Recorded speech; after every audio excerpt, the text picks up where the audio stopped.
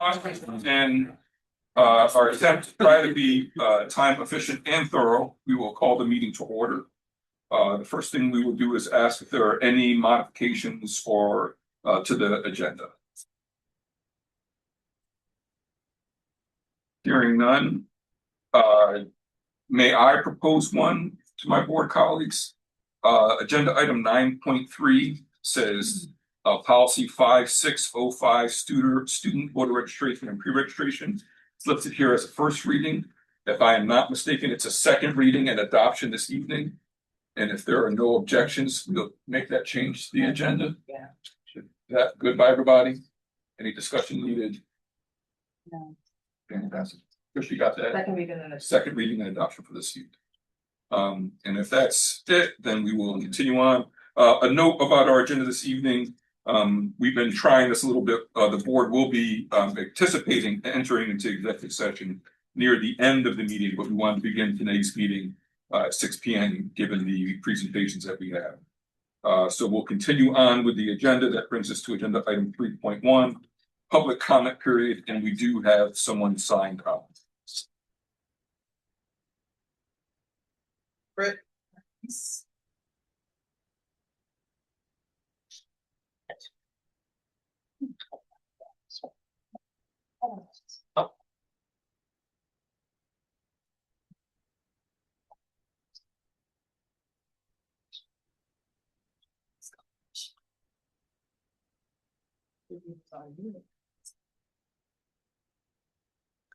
Hi there. Good to see everyone. Can you guys see and hear me okay? Or we I think need it might be us. Because it says join audio. Hello? My audio looks like it's working.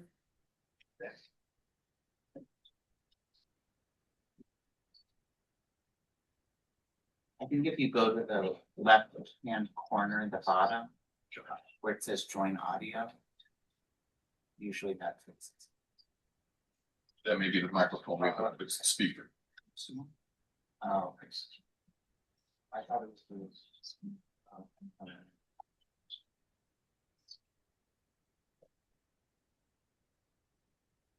Give us a second here, Britt, as we work out our technology. Is it the remote? Yeah.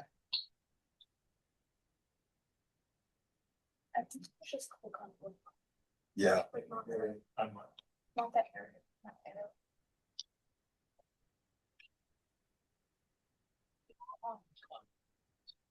Bottom left. Bottom left, join audience. Is that working? Test, test. Yeah. There you go. Yay. So you can all hear me? Oh, good. Hello, good to see everyone. I'm calling from the hallway of BJM as my son finishes basketball practice. So cross your fingers that he will let me speak for 3 minutes without being interrupted. But I'm happy to come and chat with you all today. I've met and spoken with a handful of you in person and have been really grateful for the relationship between PTA Council, where I currently serve as secretary, and Dr. Brown and the board. I'm coming with 2 hats on. So the first hat is sort of me as a parent and a small business owner who works in consulting and fundraising. I've also been contracted through Cornell Cooperative Extension to do some support for fundraising among farms and food access sites. And I've spoken to Mary Grover and several board members about this, but as you're all preparing the budget, I would really love to recommend support the concept that we include compensation for a grant writer or development person, staff or consultant.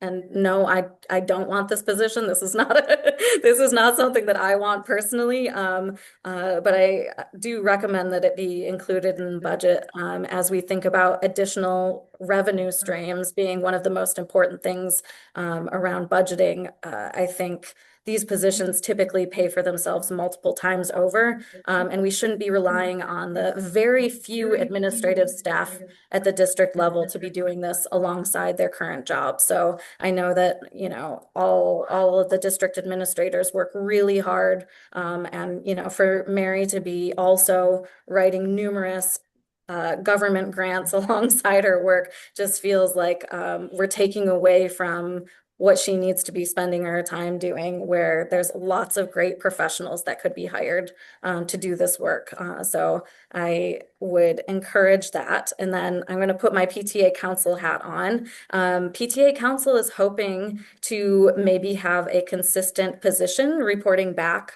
or a consistent slot in the agenda reporting back on what we've been talking about, because we're getting a lot of traction. PTA council is meeting monthly. We've seen excellent attendance and engagement. Today we had 9 units represented. And we spoke for the full 2 hours about a lot of great topics. Our executive team has been meeting monthly with Dr. Brown, and we're really finding that information is flowing really well between Dr. Brown, the executive team, PTA council, PTAs, and individual families, and then back the other way alongside teachers and district principals. So we've really come into this sort of groove and would love to be in deeper relationship with the Board of Ed individual representatives. We had a lot of conversation today and agreed that we will be hosting a candidates forum in May. So mark your calendars. We will be doing that. We are also preparing units to directly engage the school district budgeting and voting processes per our conversations with Dr. Brown. Those will start to happen in March, and we've said, hey, units, be ready. We're really aiming to get district representatives at each meeting to share information about the budget so that we're not scrambling last minute with questions, so that we know what's coming up. We also spoke about collective fundraising, enrichment, school lunches, PTA equity, school and classroom supply purchasing, teacher contracts, school pantries, among other things. And lastly, I just want to encourage board members to attend PTA meetings across the district. If you want any of the contact info for PTAs, a lot of you have, actually all of you should have my email. So feel free to let me know which PTA you're interested in talking to, and I can connect you with their representatives. And you're also invited to our PTA council meetings. And if you want to specifically be put on the agenda, just let me know in advance and we can create time for that. Otherwise, you're just welcome to come and listen to what's happening across the district. I think we have a really good sense of, you know, what is a school specific issue and what are district wide issues. And we're really becoming a lot more involved in those things. So I'm happy to share the PTA council meeting schedule. I don't know how I can do that, but yeah, just wanted to show up and give those 2 things, and maybe make a plug for PTA council to be put on agendas in the future, like the student representatives are. Thank you. And any information you want to send any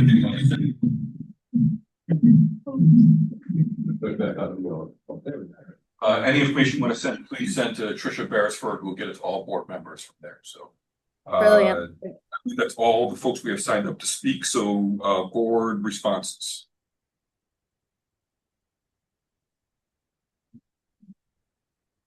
Is that something that's happened before, like a PTA council or a similar organization speaking at board meeting? No, that is not. Let me rephrase that. In my time, it's not something that's regularly happened or been part of a regular agenda.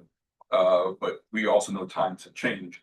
We also, in years prior, would have either community organizations or not-for-profits, school board liaisons. So beyond individual building liaisons, folks have been a part of PTA council, been a part of SEPTA, the special education PTA, have been a part of IPEI, have been a part of the Village at Ithaca, and additional roles as well. So if we do not go the route of an agenda, a regular agenda item, another thing would be to revisit whether or not the board wants to have community liaison roles that we've had again in the past as well.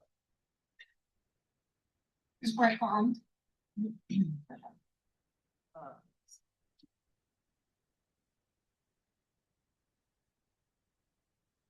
She's still on. Well, I'll say thank you to Britt. I think that she wildly undersold herself and the work that she has done in this district. And she alone has helped to raise an enormous amount of money in the district and has helped facilitate lots of new programs, especially at BJM, but in collaboration with other schools as well. This is not the first time that I've heard her talk about the grant writing role, and I would be very curious to engage in a dialogue and learn more about the history of a potential role like that and any interest or feasibility in that from the district at some point. I do also know that Mary spends a lot of time seeking funding as well, so having some support with that, I'm sure would be really great.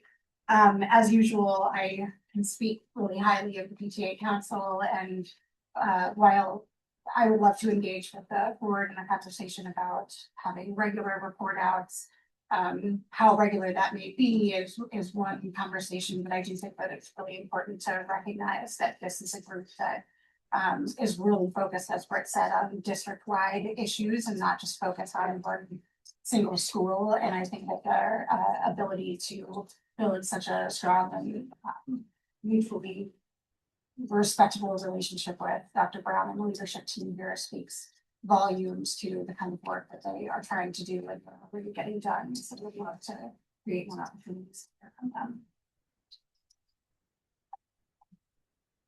Any other board responses? When would there be a venue to discuss the idea of share outs, or would you describe about community? It was nice for what time? Seeing as I'm just hearing about it, I don't know what that would look like. I do know it brings up issues and questions of equity about which groups get invited and to be on agenda and which groups don't. How does that get decided? And so, again, something that we can think about. Our January 27th meeting is already fairly packed, and so I would dare say the first time that we could run up in as an agenda item for the whole board public discussion will be sometime in February. That may not be what folks want, but that's just the logistics of where we find ourselves. And then briefly, my experience is we have entertained a grant writing position at a number of times in the district's history in my 17 years in the board, and probably before then. And most recently, that was something that the community in various ways told us that was not what we should be focused on.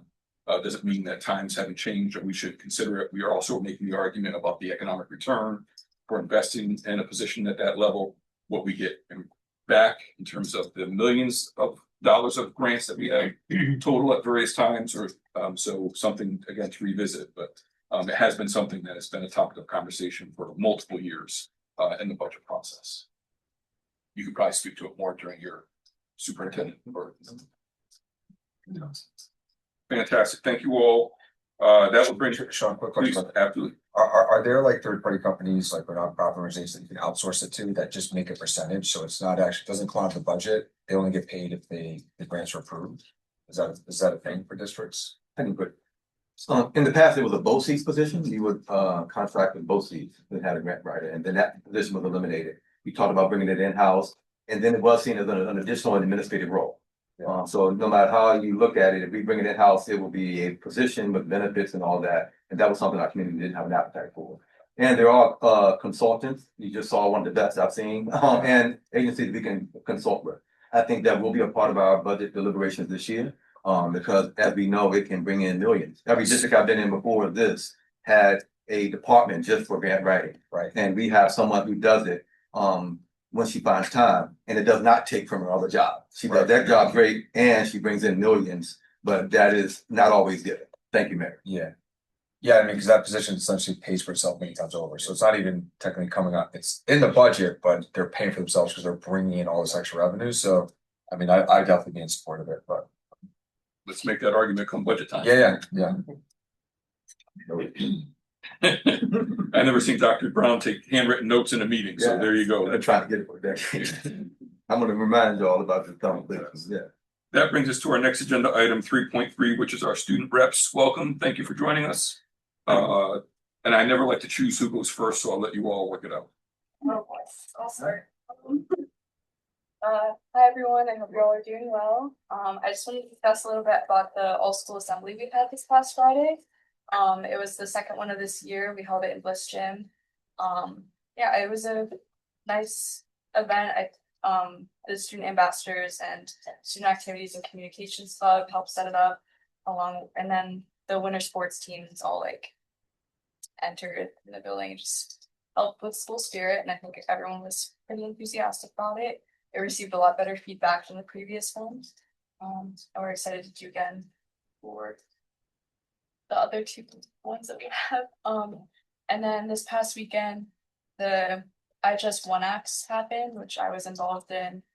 It's student directed and student written, and it's just scripted readings, but those went well. And this isn't school sanctioned, but a lot of people from Ithaca High School are in the Art of Matilda show. And that's happening this past weekend, and this next weekend there's also shows going on, so that's fun. And then of course Regents midterms week is happening this next week, and student council is providing tutoring help during Regents week, which is in collaboration with the peer tutoring and Key Club, which is just students helping prepare other students for their midterms or regents. Yeah, that's all that we've got. So for me, first off, Jingying is at a Code Red build season meeting tonight. So Code Red is our robotics club, and they're in build season preparing for their competitions where they're in there every night, sometimes until 9 p.m. working on robots. So that's where she is tonight. I wanted to update everyone, the rest of the board, if you guys hadn't been updated, and the public and the other board reps on the student ex officio policy meeting that I went to last week. So we had a lot of really good discussion. I think sort of the conclusion that us board reps at IHS at least came to was that we would have the same amount of reps and the representatives would go to committee meetings, and then each week or each voting meeting, one ex officio from each school would come and represent at the meeting and speak in discussions, and they would bring concerns from the reps who went to policy committee meetings, and that would be a rotating position, the ex officio, or it'd be decided amongst ourselves each week. And students also agreed, the board reps also agreed that a Board of Ed mentor could be useful in the sense that we could ask them questions, not as much as an advisor that would be coming to all of our meetings, but a mentor that we would have more direct access to talk with. Another thing that we've been working on in our inside meetings with Miss Arnold at IHS and the board reps, one of the things we worked on was the clocks now show the A and B day after every period when the bell rings. So before, a lot of students were confused about what was an A day, what was a B day. You would have to go on your computer and then go to School Tool and then go click a few tabs to find out which day it was. And that really sucked because I had different classes on the A's and B days. So we got that fixed really quickly, and we're really thankful for that. And then last weekend, our Model UN team went to Syracuse University for Cinnamon, and we came back with 2 outstanding delegate awards and 2 other awards. So not a bad performance. And then last thing I wanted to say was that we are working on getting the cell phone ban survey back out for a second review of all of that and seeing how opinions have changed. But that's mostly gone pretty well, and we'll have that back in the next month, I think, tentatively, but that's all I have. Thank you at the high school, appreciate it. ICSD. Go ahead. No worries.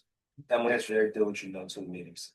Hi, been a bit. Hope everybody's well. So I'm just gonna run through a couple things quickly. I know this is later up on the agenda, but I want to get ahead of it. We have implemented, we voted and implemented on our LACS phone policy.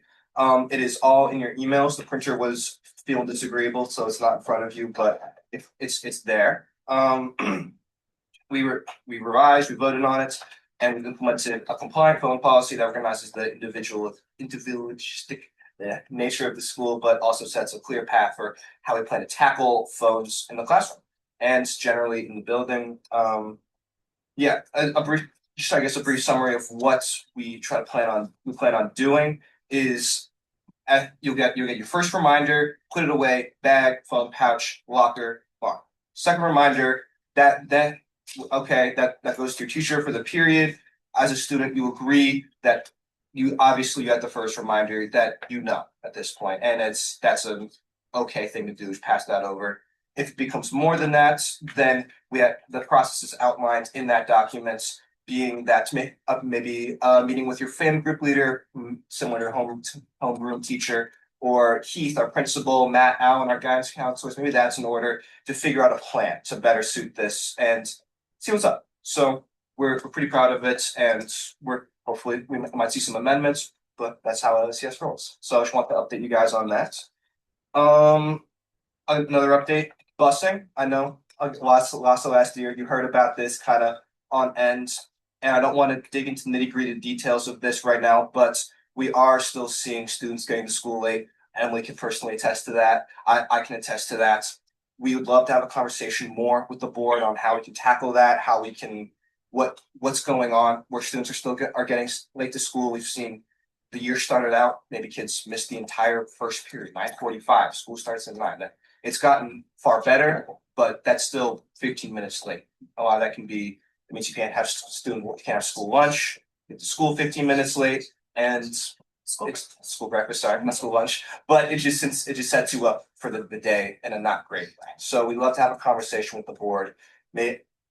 But just had some points on that. Oh yeah, you have the gesture in front of you. I've been saying I'm going to get you guys that. This is our latest edition. I hope you guys enjoy it.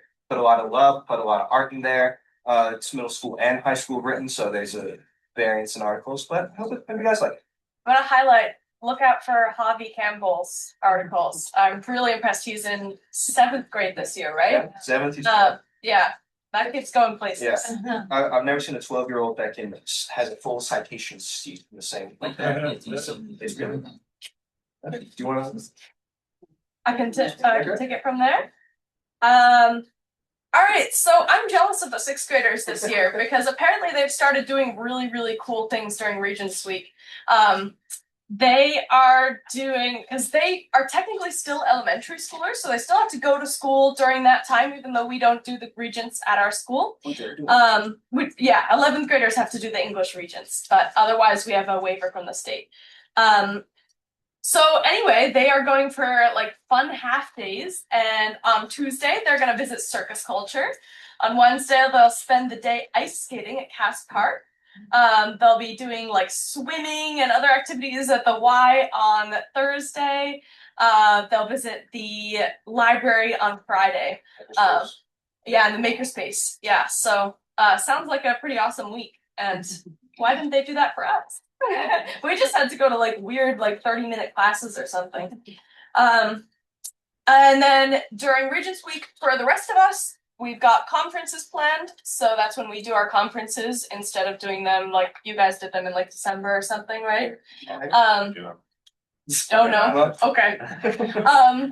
So yeah, those conferences are student-led. They're pretty fun. You meet with your family group leader and your parents, and it's just sort of like we usually build it around like some big project that you did that semester that you want to show off, and just talking about like where you're at. You read evals and everything, evaluations together.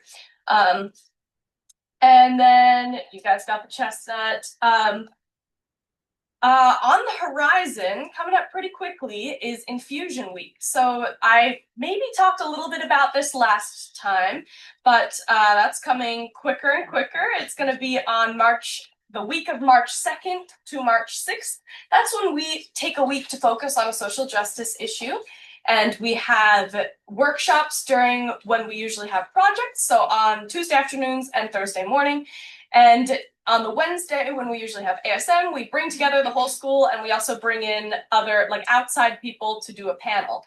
And then all of the classes during that week are going to be infused with that Infusion Week topic, which is proving to be a bit of a challenge. Like we've been trying in our little, gym class is actually kind of easy, but in our little groups, we're like, how the heck are we going to infuse I don't know, like Asia studies with the topic of this year's Infusion Week, which is roots and wings of Latinx culture. And pre-calc. Any suggestions? Anyway, so that's been on my mind a lot and on my friend's mind who is leading the whole effort. And we would really love to work with you guys a little bit more on like bringing you guys in for that week at some point, because it's really, really awesome to see all of that going on. Yeah, that's it. Thank you. All right, so I just want to start out by shouting out also Matilda. We have quite a few students that are also were and are in that production. They're honestly having a great time, and of course, go see the production next weekend. Also, we just began rehearsals for our new musical. We are putting on a performance of The Lightning Thief. I personally am participating. Rehearsals, we literally just began like this week, maybe, last week. Yes, there was last week rehearsals. Okay, so a few board meetings ago, I brought the issue. I mentioned that we had struggled a little bit with evaluations in the end of the first cycle. We had a little bit. Our system was a little bit messy. We were getting a new system. We had like 20 emails from like and for every evaluation for each class, there was an email with a Google Doc. Not good. Now we've transitioned into a Google form. So essentially, the teacher for the class will give you the link through Canvas or sometimes an email, but mostly not. Then you click on the link, you fill out your name, confirm that it is your class, and then you write your self-evaluation. And that's gone really seamlessly for me. I know some students have had some issues. I mean, some teachers are still struggling with communicating that thing, the link, and we are trying to continue to improve that. However, we are leagues better than where we were at the end of last cycle. And yeah, no, it's going well. All from us. Fantastic. Thank you, student reps. Board responses. I gotta say, I looked at Javi's article. I know him from Northeast, and someone needs to tell him to contact Ithaca Times or the Journal. Seriously, Right, yeah. this is excellent, yeah. And so, yeah, there wasn't much else to comment on, so thank you. Other board responses. Very excited to see Matilda on Saturday. Great musical, and so excited to see folks in it. Julian, I really appreciate you laying out the cell phone policy work that you all did. And I don't know where I already read it from, like the principal communication, something. He probably sent it out. We've been marinating on this pretty much in the time since the last board meeting to right now. It's kind of all been coming together. So. Yeah, well, I think that's really exciting, and I really appreciated being able to look at a list of kind of very clear, actionable, increasing consequences for every additional incident, while also making it really thoughtful and student-centered and supportive in recognizing that both of those things can be true. So really appreciated that and look forward to hearing how what the response is for students and seeing the outcome from that. And Judah, I just want to, reiterate from the last conversation how grateful we are to you all, and you, and I know Julian, you were at the last policy meeting about engaging and helping us really think thoughtfully about the ex officio policy, and look forward to continuing to do that. I think that the next policy meeting, we're going to be talking more and hopefully have something even more concrete for you all to respond to. I do want to offer one piece of clarification, which is that we want to get as much input as possible. And in the end, the policy is going to be reflective of what the 9 board members who are responsible for adopting it have kind of agreed on. And so I'm hoping that that's going to be I know that it will be very, very informed by all of your input, but just so that you know that until the policy is drafted and finalized and truly adopted, there's no way to know or say like what the final kind of components and pieces are going to be. So just want to give you a heads up that when we have those conversations, it's not, okay, now we know exactly what you want and we'll write it in, but that it continues to be a process. But we really, really appreciate you all engaging in it. And I'll just continue about the policy, about the student rep, Now, is it the students' reps' desire to attend every committee meeting and the 2 board meetings per month? Because if you're putting something like that in the policy, you have to think about the future student reps who will have to commit to this. And realistically, we want to make sure that your responsibility as student first, that you don't forego your workload that you currently have.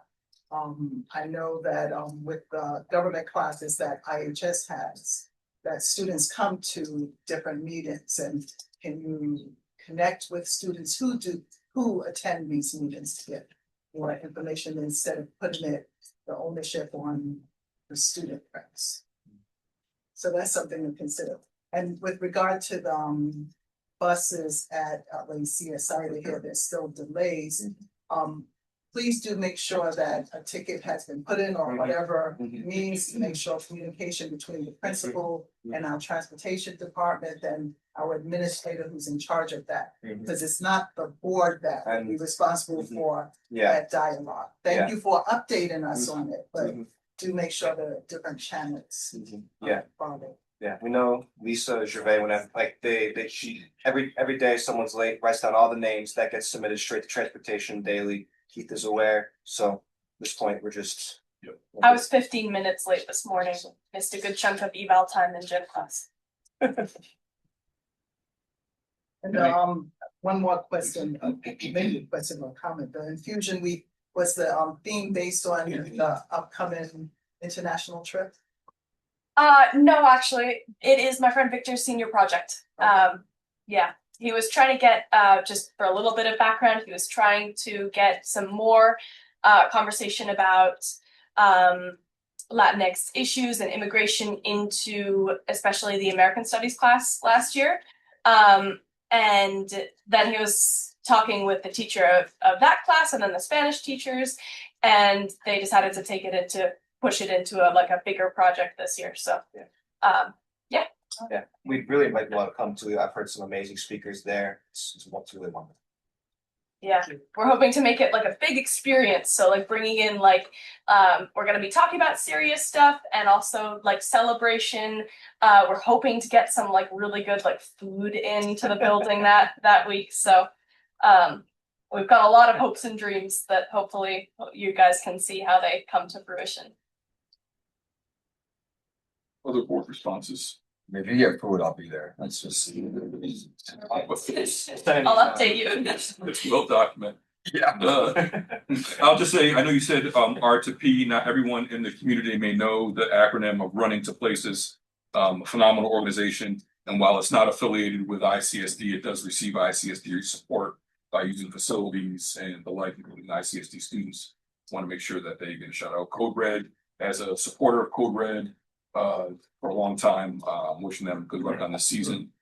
Judah, you and I had a brief conversation. I love the way that you say it, and the role of the student reps, however we frame this about bringing concerns. You know, I said it last time. I'm also hoping students bring to us congratulations and commendations. One thing I know about an academic town is we're really good at poking holes in things. We know how to tell people what's wrong.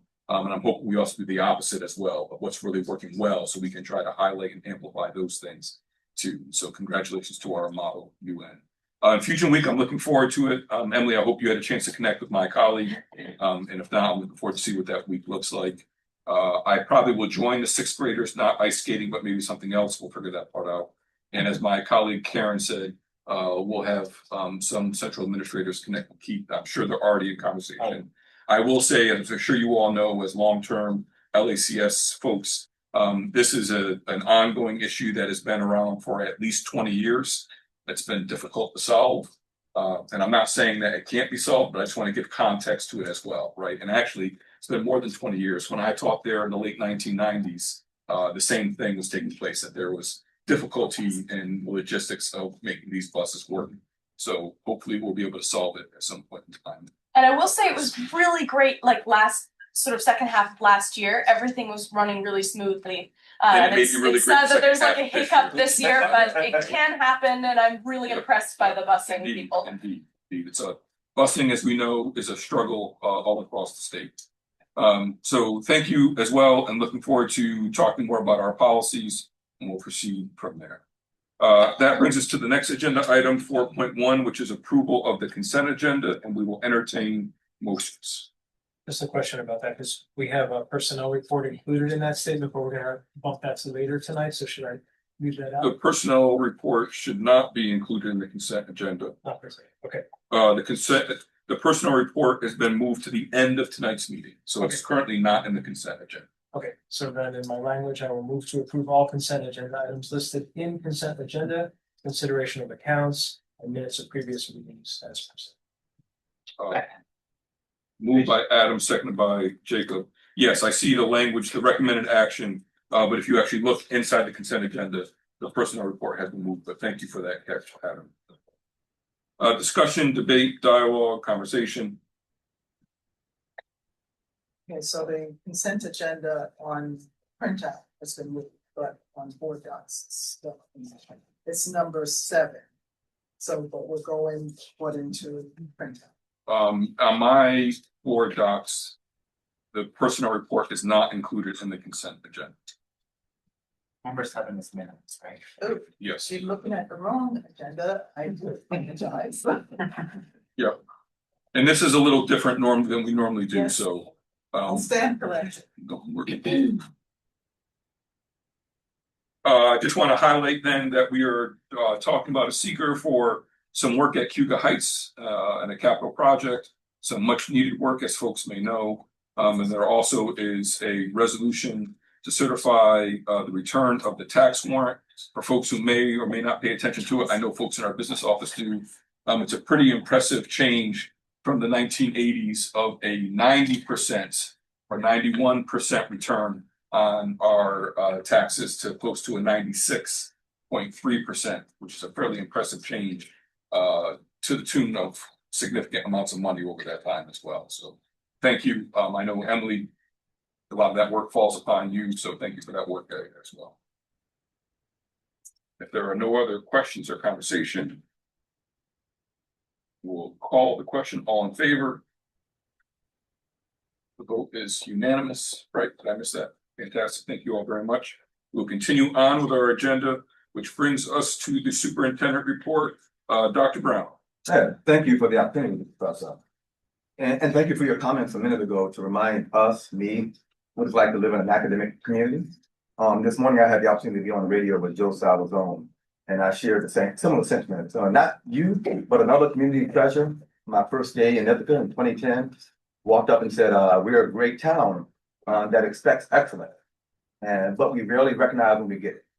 So at this point in the agenda, I wish to just maybe say thank you and recognize some excellence. And our communication team have done some of this already. Some again, a shout out to Katie and her team for putting out some of this information, but I want to highlight some things and a new item that will be new to folks. The first one is we've been recently recognized with the 2025 Cash Vest 90 Plus Award. That's a very prestigious award and is given by the National Association of Counties and 3+1, and it recognizes 4 consecutive quarters or more of excellence when it comes to managing district funds, public funds. It looks at a lot, and you can read the press release. I won't go too far into detail, but it really looks at everything from how we manage our fund balances to our governance structure. Shout out to all of you, to the ways in which we are transparent with the ways we put the information out there and talk about it. I've wanted this one for 16 years, and we have it now. And that's a shout out to the 2 people at the table who have come on and transitioned into their new roles, and now have put us in. You just mentioned another one, the ability to collect taxes. So that is an opportunity for us to say thank you to some folks who are doing some great work, and we're going to talk more about our financial health in a little bit. Thank you, and that's a big one. That information should be on our website about that particular award. The other one, the College Board AP Honor Roll, is one we try to get often when I was in Virginia, and here this is, I believe it's the 12th consecutive year we've been recognized to be on the AP Honor Roll. And for the folks who don't know about that particular award, it recognizes Ithaca High School particularly for increasing the number of young people taking an AP or honors course, and at the same time, the achievement in said courses. And it goes even further to recognize the diversity of young people taking those courses.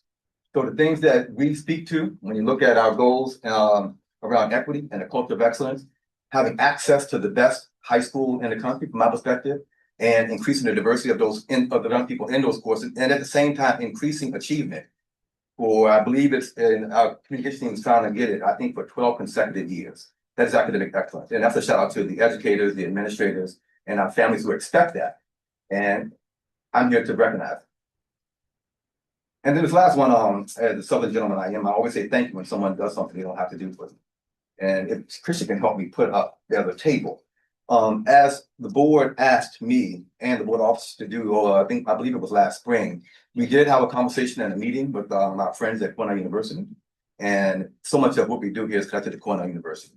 And we asked them to think about their voluntary contribution. And I'll say the time we went up, and even now, it wasn't the best time to go up on to Cornell University's campus and ask the president for an increase in a voluntary contribution because of the pressures they're facing, both externally and internally. But we did anyway. And they took the meeting and they had great conversations with us. And they have recently informed us that they are going to increase the voluntary contribution. Now, it's nowhere near what we were asking for initially. And I'm hoping, and it will be an ongoing conversation, but they are committing an additional $50,000 in this current school year, an additional 50 more the next year and in year 3. And I believe if the short about, yes. Thank you, Trisha. All right. In years 4, 5, and 6, 3% increase to go. So if my math is correct, it's a $200,000+ increase to where we are currently over the next 6 years. And as their letter stated, that with the external and internal pressures they're facing right now, that's the best they could do at this time. And they're open to ongoing conversations. I just got an email today. We're very attempting to schedule our collaborative meetings that we've been talking about having with their teams of educators and our teams of educators as well. So again, I know our friends at Cornell don't hear it often. I'm going to say thank you. And I'm looking forward to the ongoing conversations because a voluntary contribution is a voluntary contribution. And I'm coming from a town that had a nice university next door, and we didn't get those voluntary contributions.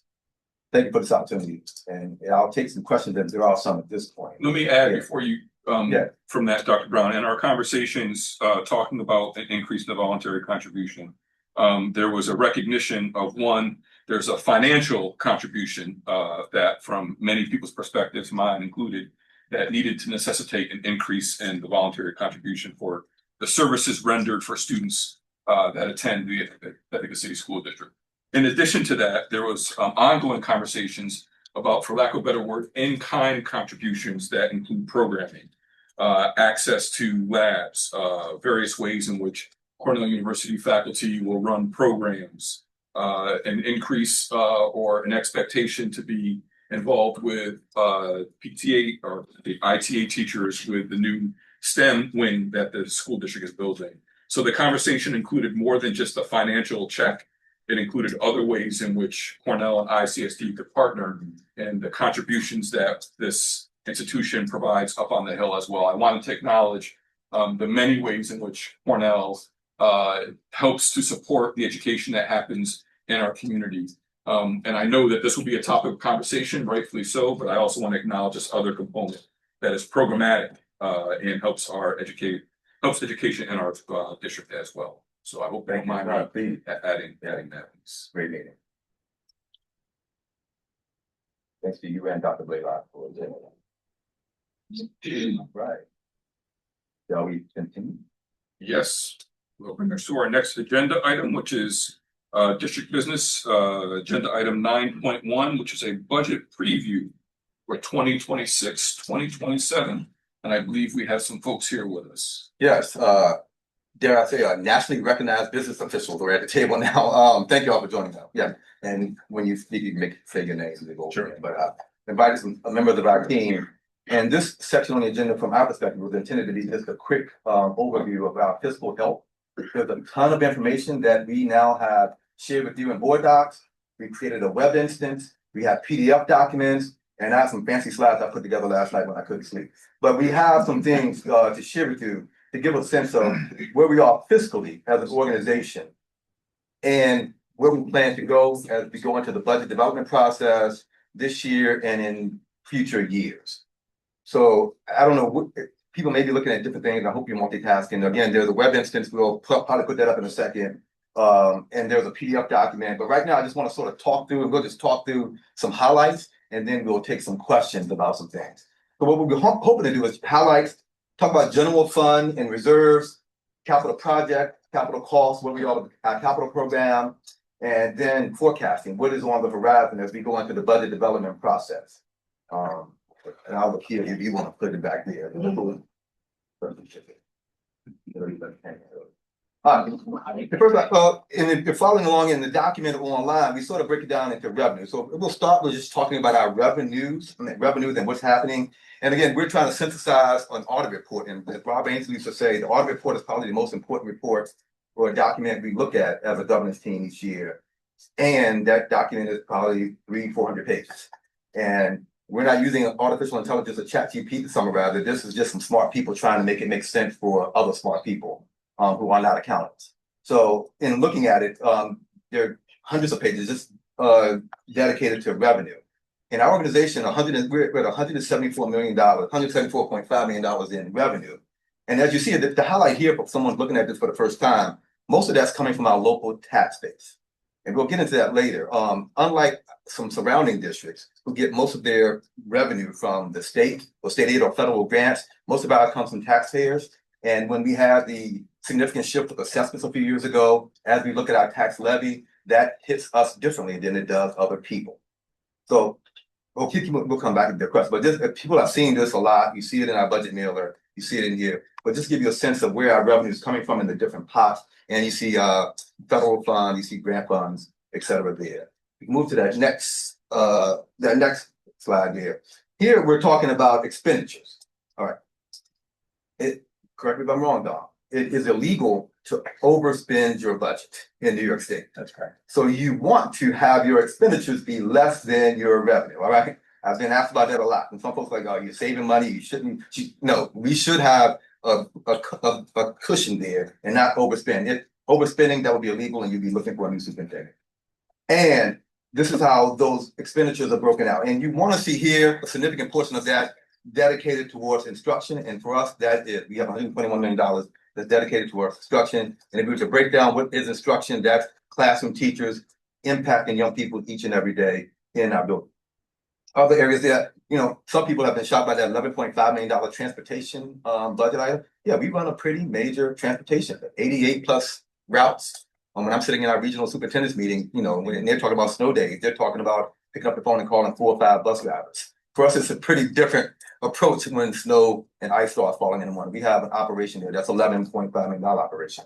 You see debt service there. We'll talk more about capital projects and how we are funding our debts. And general support, that general support line, that is our BOCES budget.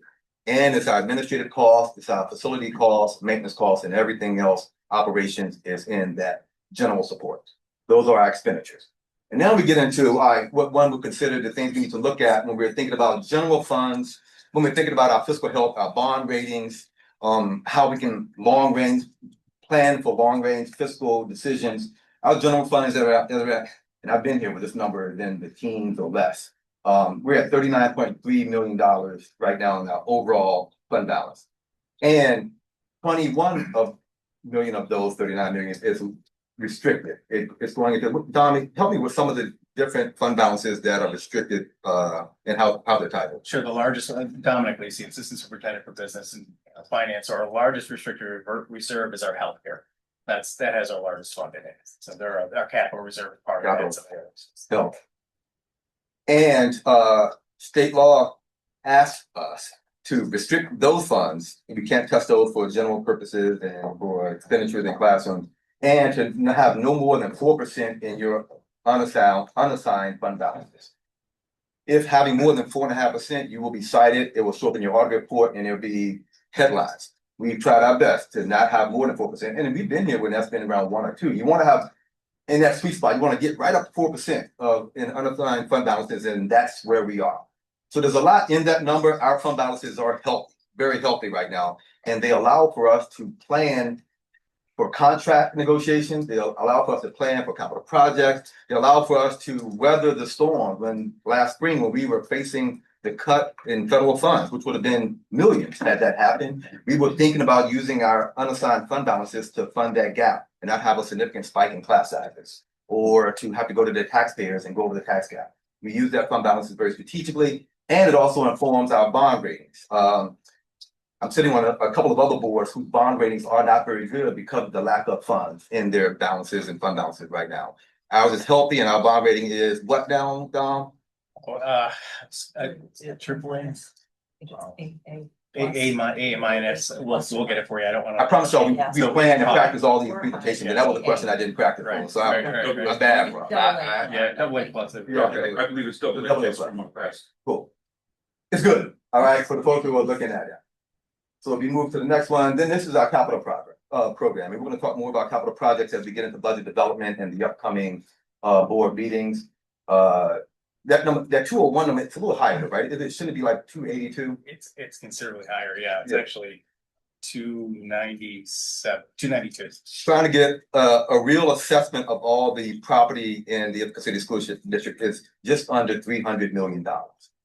And the work that we're doing to renovate, to add, to maintain has been a part, and that's been a part of our capital projects over the years. We're right now at an outstanding debt of around 113 million. And that other number there, yeah, it's there too. In New York State, for small city school districts, there's if one had a credit card and one had a credit card limit, you wouldn't want to be at your credit card limit or nowhere near 50% if you want the credit rating to be good. We're at 14% of our credit limit or statutory limit. That makes some sense. So we haven't maxed out our credit card. We're very good with how we're using our debt and well within the statutory limits and in a place where we're not on any list at the state. Again, when I took over this job, we were on the fiscal stress list because that number was high, our fund balances were low, and we were using fund balances to fund the budget year to year. And that put us on the fiscal stress list. We were in the bottom 20% of districts in the state, and I would say now we're in the top tier. That's an indication about fiscal health. And this next one here, again, this is me trying to summarize a 400-page document. The key part that jumps out to me as a superintendent, probably to y'all as a business team, and for the board, we had no negative statements in our audit. It was a clean audit, and that is rare for public school districts and public organizations right now to have an external auditor come in and not have some opinion that speaks to something that you're not doing well or some egregious issue or you missed something. Our audit was clean, and that's something we should be celebrating, or at least saying thank you to the folks who are responsible, including y'all, for managing our finances, including the chair of our finance committee. And no compliance issues, a clean audit is pretty powerful. And we can talk more about audit if you wish a little bit later. The next slide is one we'll be talking about tonight and going forward. So what do we do next? We're going to be planning. We are, while we're in a strong fiscal position right now, our job is to make sure that's sustainable. And we're planning out for multiple years. We've moved from talking about the budgeting process being a year-long process to now saying it's a multi-year process because we are looking at multiple years of managing our budget in this organization. And when doing that, we need to consider state aid. So you're here tonight from Dom and others. We've been monitoring state aid. We have some trend data now. We can pretty much, unless something happens with our governor, unless something happens in Albany that we're not anticipating, we have a good sense of where the state aid is going to come in. Enrollment needs, you're going to hear from folks tonight are going to be talking about the projections on enrollment, which do have impacts on staffing. Will have impacts on how we plan going forward. We are thinking about the collective bargaining process. We're thinking about the contracts we have, and not just with our staff, but other contracts we have to do other things like technology usage, etc. So there's a lot that we think about. And I want folks to know that we think about it not just during the budget process, but we think about this in an ongoing way. We plan for multiple years. And as Don would say, he's a very conservative planner and business official. And our estimates, you'll see, are very conservative, which allow for us to be able to adjust on occasion as well. That's a lot. We try to make it as simple as we can, but also provide enough details. Again, a lot of information is out there. We'll take any questions, any suggestions, but this is the first of what we see as multiple conversations in the coming months as we put together this next budget book. So at this point in time, Dr. Brown, are you looking to engage in the conversation, answer board questions? Both and, yeah, I guess if there are questions about what we've shared, I know you're getting a lot of information right now. If there are asks about additional information to share in upcoming meetings, we've heard some things already. Grant writing, can we go deeper into what grant writing look like for us, and could we include some of that in our budget deliberation? So if there are things you want us to include going forward, We have a presentation to talk about some trend data with regards to enrollment and some particular potential options down the line. So anything you wish to see from us, we're here to hear. I have a question, with the link that's also on our website, with the financial state of the district. Should we include, capital assets, like some of the information from that slide with the capital assets, outstanding debt isn't on here? The overall, it should be, sorry, Karen, in the overall financial position section, the total assets should be noted as 292.2 million. Oh, That should be all correct. And just for clarification, that they're building, it's all of our hard Right. assets. and then we have 8 reserve funds. Correct. Right, and at one point in the finance committee last year, last academic calendar, we'd stated that there's a possibility that we should have another one.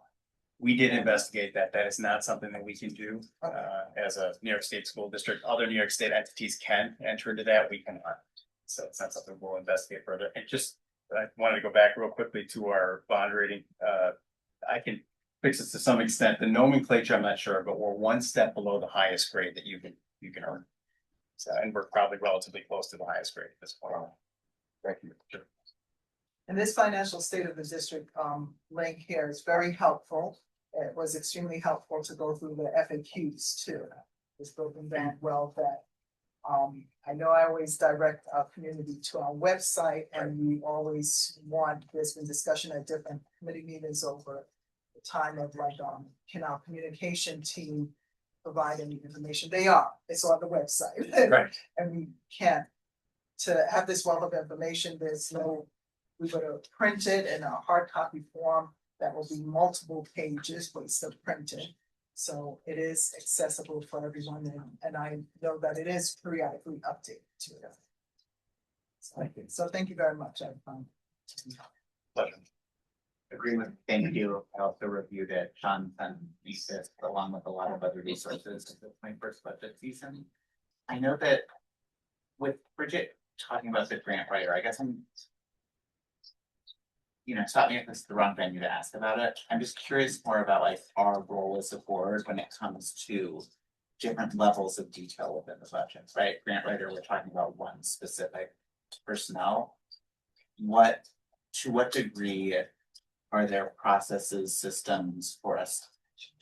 What is our level of involvement with decisions of that scope?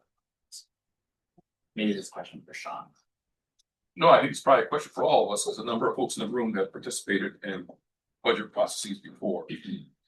There are sort of the, 30,000 foot, we're a governance body response, which means that in some regards, there's a budget that's built in collaboration, primarily through our administration, using Finance and Facilities Committee to have a conversation. And the board's official capacity is to either adopt that budget or not adopt that budget, or adopt a budget that they believe is in the best interest of the district and the community and of our students, and move that forward for a vote. With that being said, there's a number of conversations. I, as one board member, try to warn us about getting too much into the specific details, but saying more generally, as we heard a couple of years ago, that the district was administration heavy. Now, whether folks believe that to be accurate or not doesn't matter. The conversation with Dr. Brown was, we need to do something about administration, and so there, and Dr. Brown then came back to us, but it wasn't like this building, this person, this position. It was more, we need to find ways in which to be much more efficient in this area.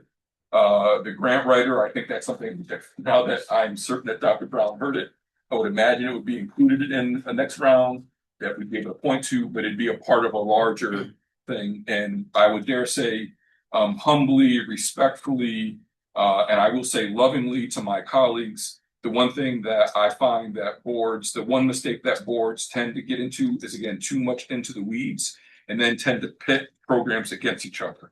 Well, if we fund this, then we can't fund that. Or if we don't fund that, then why are we funding this? And that becomes a very problematic game to get into around notions of equity, around ethos, around our own experiences. So I realize that I'm not directly answering your question, Jacob. The idea is that we are the people responsible for adopting the budget. And hopefully it's a budget that folks get into, but I would always ask questions about particular line items when we feel it's appropriate, not to have heavy influence, but more to get clarification about if this is a budget that we can support or not. That provide any information? It did, yeah, I'm curious if there's other, you referenced other people as well, are there other perspectives that anyone would share that would be helpful for me or others? No. I don't necessarily have a perspective, but perhaps the question I have might.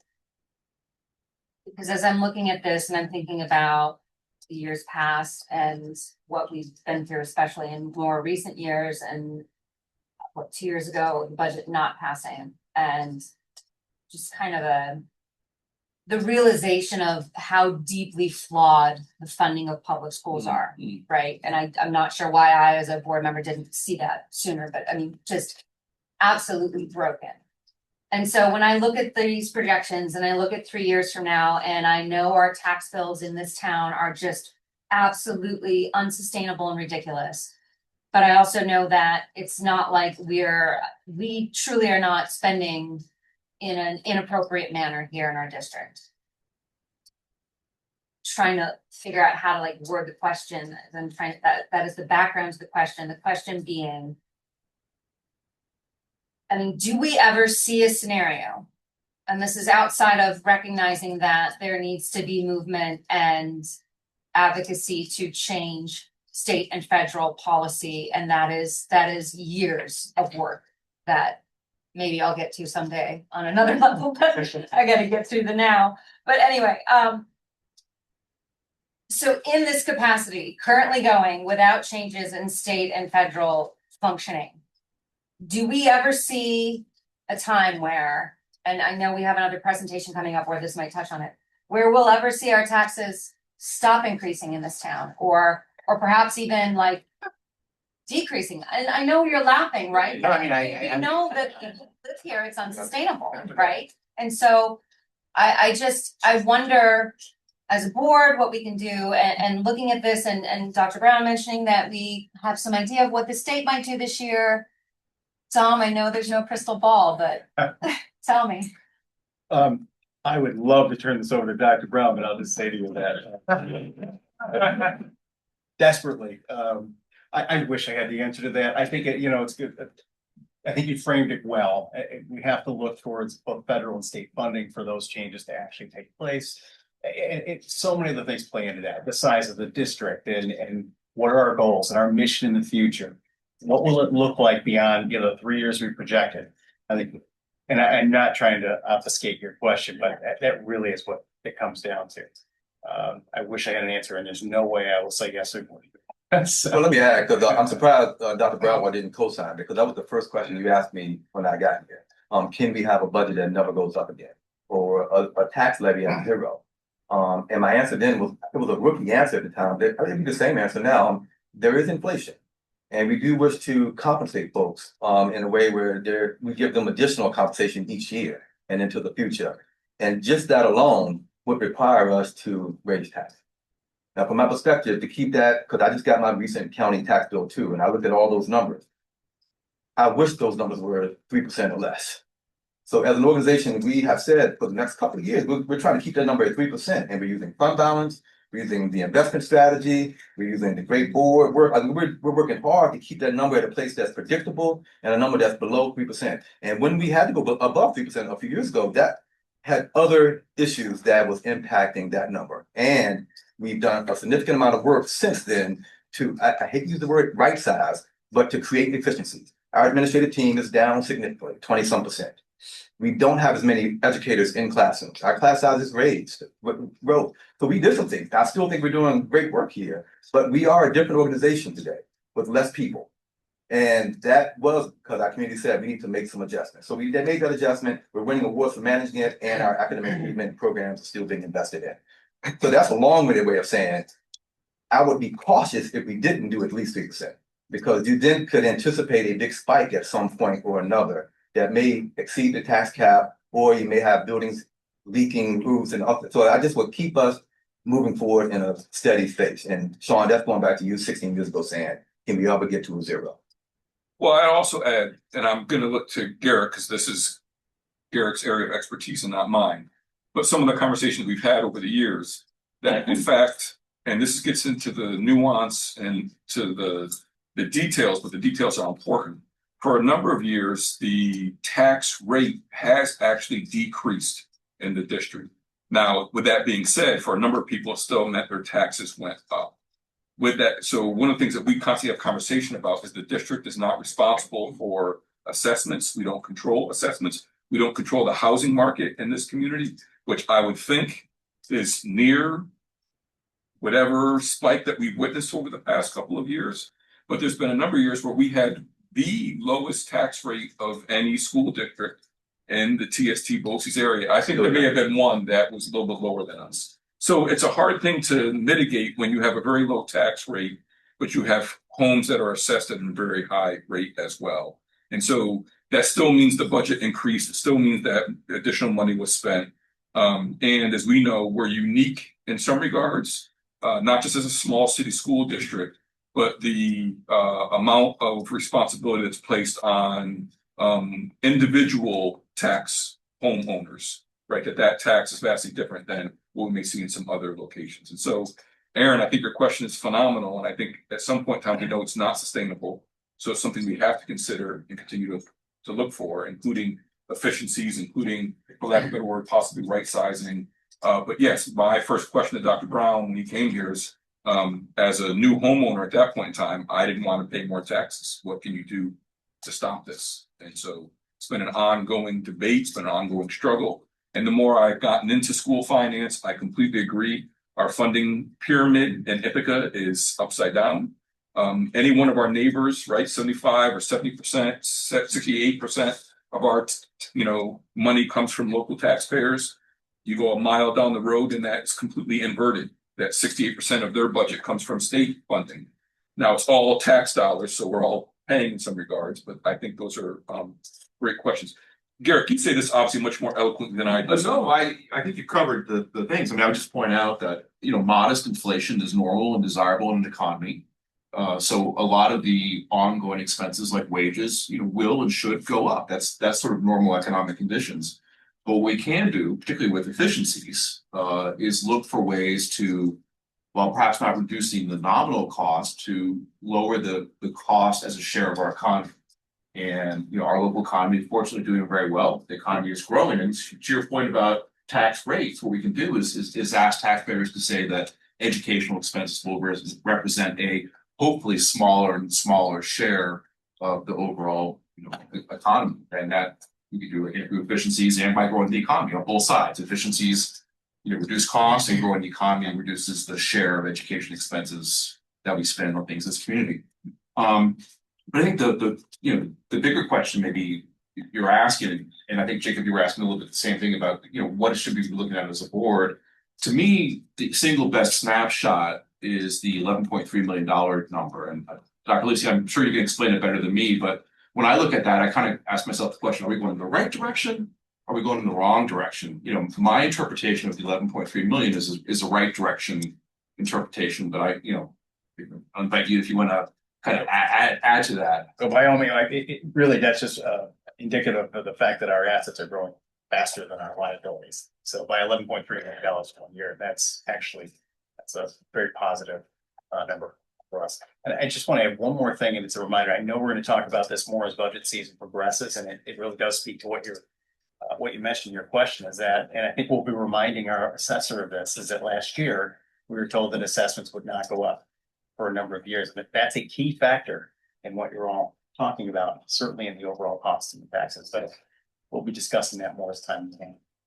Although just the one exception to that, correct me if I'm misunderstanding, is new construction. New construction is one. Yeah. And our economy is growing, and cranes are still flying around in the air, so that's a good thing. Right. Yeah, I think with inflation, you have healthcare, which is way more than 2%. You have utility bills, which are now owned by a private company. Those are going up 40%. I don't know what the percentage year over year, but it's astronomical. So it's like, how do we maintain that? So I think it's way higher than 2%. I don't know. opinion. Yeah, I mean, if we had universal healthcare, that'd be a huge chunk of our budget, right? But we don't. But No. yeah, I don't think 3% is even realistic, just based on the way costs are rising. So Thank you, Doug. We sat here and that healthcare cost line was skyrocketing. yeah, And this board, for lack of a better term, said, Dr. Brown team, bend the curve. And that required us to bring our healthcare internal. So we're self-insured now. We're one of the few small city school districts that's self-insured, which increased that liability line, but it's something we're managing. So when we have those hard conversations here about healthcare, we didn't want to get into the healthcare business, but we needed to bend that line. And that $11.3 million variance is, from my perspective, having been here this long, is large in part by a hard decision we made that we need to bring healthcare in, and we bent that line so quite significantly. Now, internally, we can get people to get even healthier every day. We can bend it even more. Get an orbit. But anyway, but yeah, we're talking about ways to incentivize great health, and we're managing it in-house. I do have a question about the budget, because we're looking to do, a capital improvement, is that factored into that? Because I think you have like a current, okay, It is. If you look at the capital project is almost a separate budget.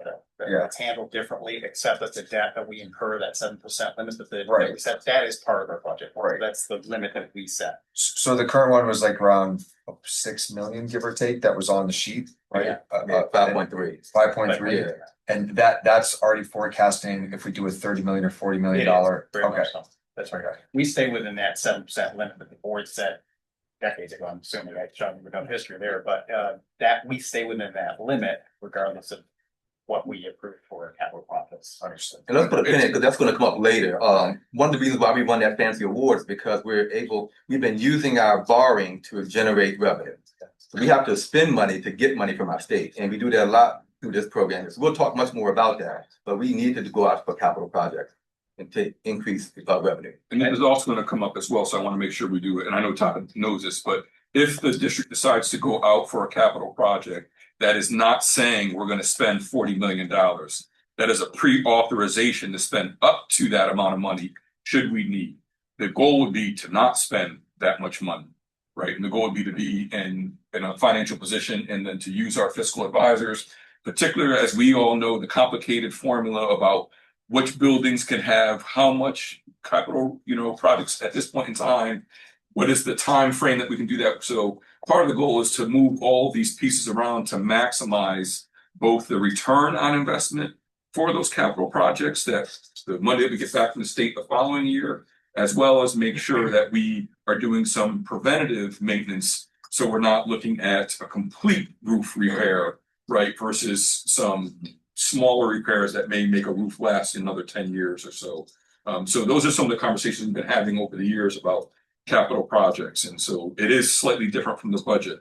But it also, that 7% of the budget line that we don't want to exceed, and still make sure that we're making improvements to our bathrooms as our students ask on a regular basis, right? Or any number of things that are taking place. Or sometimes unexpected, a car may drive through something, right? And we need to replace that. We have to be in a position to make sure that we can fund those kinds of repairs as well. So now I'm actually unclear. So is that number just is that 7%, or is that like we're anticipating a $30 million capital improvement budget? So is that a $40 million, $50 million? I know we talked about different numbers, so I'm just wondering what is reflected on that line. So the best way to explain that 7% is almost like a mortgage payment that we pay on bonds for long-term debt. Yeah, no, I got that. I'm Okay. just wondering, is like, what are you carrying in that? Like, what is that reflecting? Is that reflecting just a 7% number? Yes. Or, okay, That's correct. I wasn't sure if there's Yeah. there's a dollar amount or if it was the 7%. It's 7%. Got I it. think it's our expenditures, not a state reimbursement, correct? That's correct, yes. Okay, that makes sense.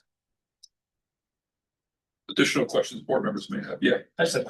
So I read through all the information on the website, which I thought was really great, by the way, and very, detailed enough to get people into the conversation.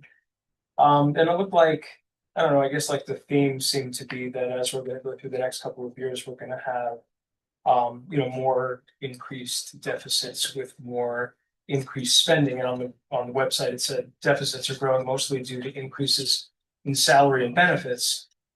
And it says deficits become a problem when they're recurring, which signals the need for long-term strategic decisions. Those are just some things we were talking So, with that in mind and our desire, to have salaries being, increased across groups in the district. And knowing that we're gonna have increased financial strain as the years are coming on. I'm curious to hear a little more about what some examples of those types of strategic decisions might be, because it seems like we're gonna be having to generate several millions of dollars.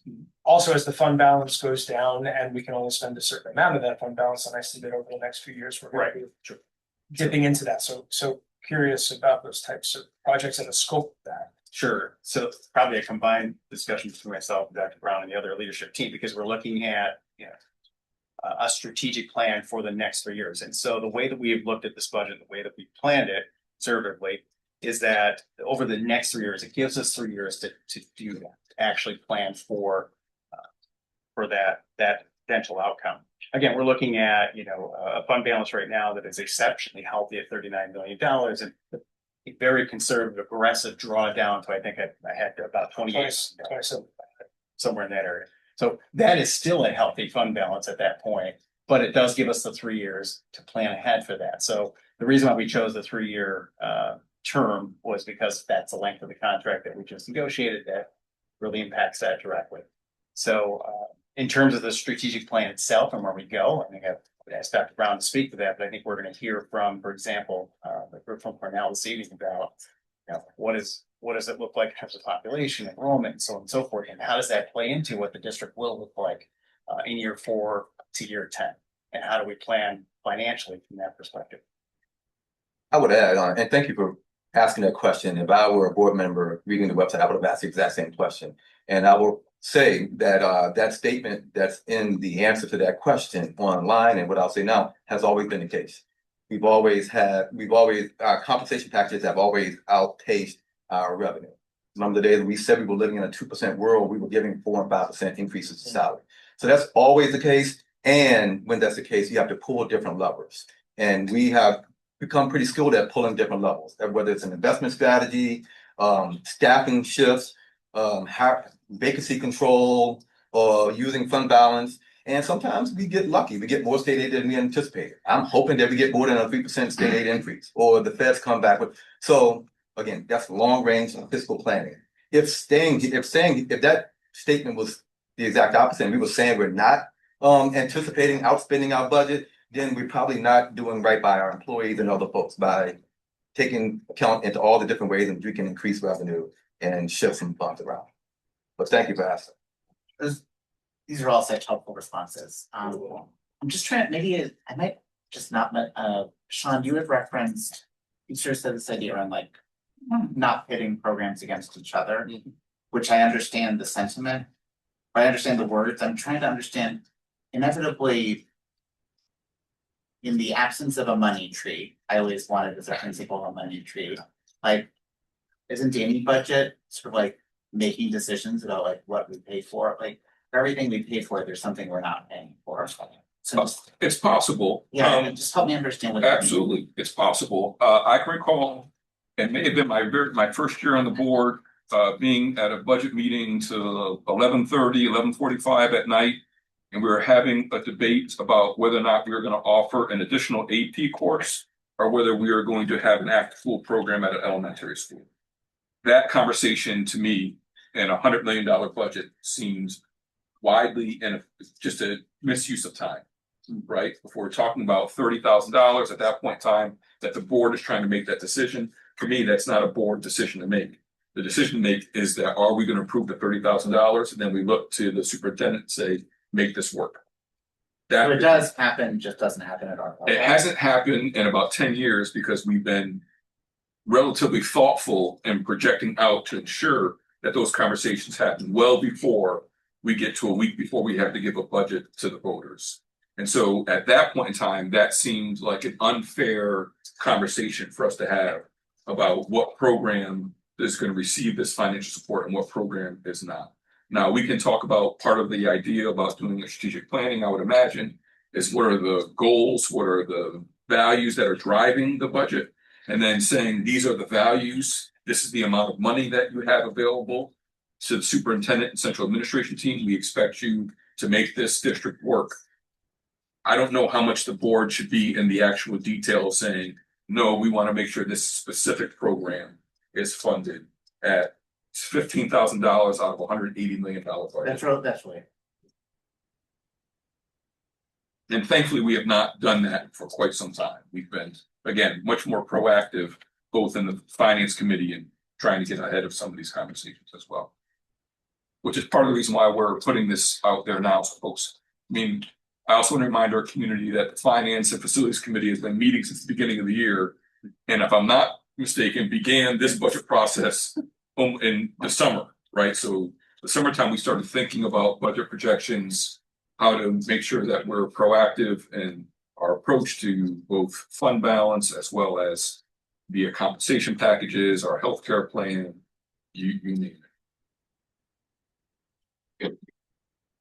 So I'm trying, I would love to understand a little bit about either what changed in financially. And I know that there's a couple of things that have come up in previous conversations, and maybe that's everything. And I just need to understand a little bit more about the significance of those. And or in just strategy or approach. In looking back last year, looking at like our April 8th voting meeting, there's a note that says, assuming a 3% annual increase in state aid, a 5% annual compensation increases, and a 3% annual tax cap, both assigned and unassigned fund balances would be depleted by 2028-29. If they're used to balance the budget, and the district would likely need to dip into reserves. Once you spend these funds, they're gone, and the district cannot fund recurring operational costs with these one-time funds. Chipping away at fund balances and reserves also has a direct impact on the credit rating that we were just saying.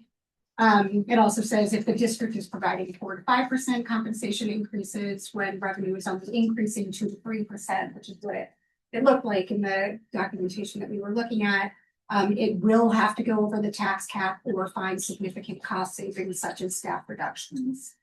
So that was conversation on the April 8th. Right. I understand that things have changed since then, but I would love to understand a little bit more about that, given our circumstances are different and we're looking at an increasing compensation packages significantly more than that. Sure. From a real pragmatic standpoint, every projection that we provide, that anyone provides in the seat, is a snapshot in time. And it's based on the information that we have at that moment, right? So the real value in our audit is giving us real numbers at the end of that fiscal year so that we can actually look and see where do we stand. And that really is the benefit of it. Also, quite frankly, coming new in January, middle of the year last year, the conservative approach was the only approach I could take at that point. The audit gave us a great deal more information about where we stood, what does our spending look like. Practically speaking, since we had a budget that failed the year before, positions weren't filled. So looking at those and taking the time to understand whether or not those positions would be refilled. And every 10 positions is about $1 million. And again, rough number. So I look to that audit to really give us a clear perspective on what it would look like in the future, and then readjusting those numbers accordingly. And we're not talking about several $100,000 difference. We're talking about millions of dollars in difference in terms of what we spent and what we didn't spend. So without getting into every dime here, that's really the practical answer of where the changes are from that. And that's common for the audit to sort of like shift the. It can certainly that can. much. I think in our situation, I don't know about common, but it was the story we told, especially after a year where we made practical cuts or didn't refill positions, and there were quite a few. And we also were very conservative in our spending, so you combine the two, and that's really what the difference is. And let me be clear, that's been hard. It's been 2 years of us saying no to people.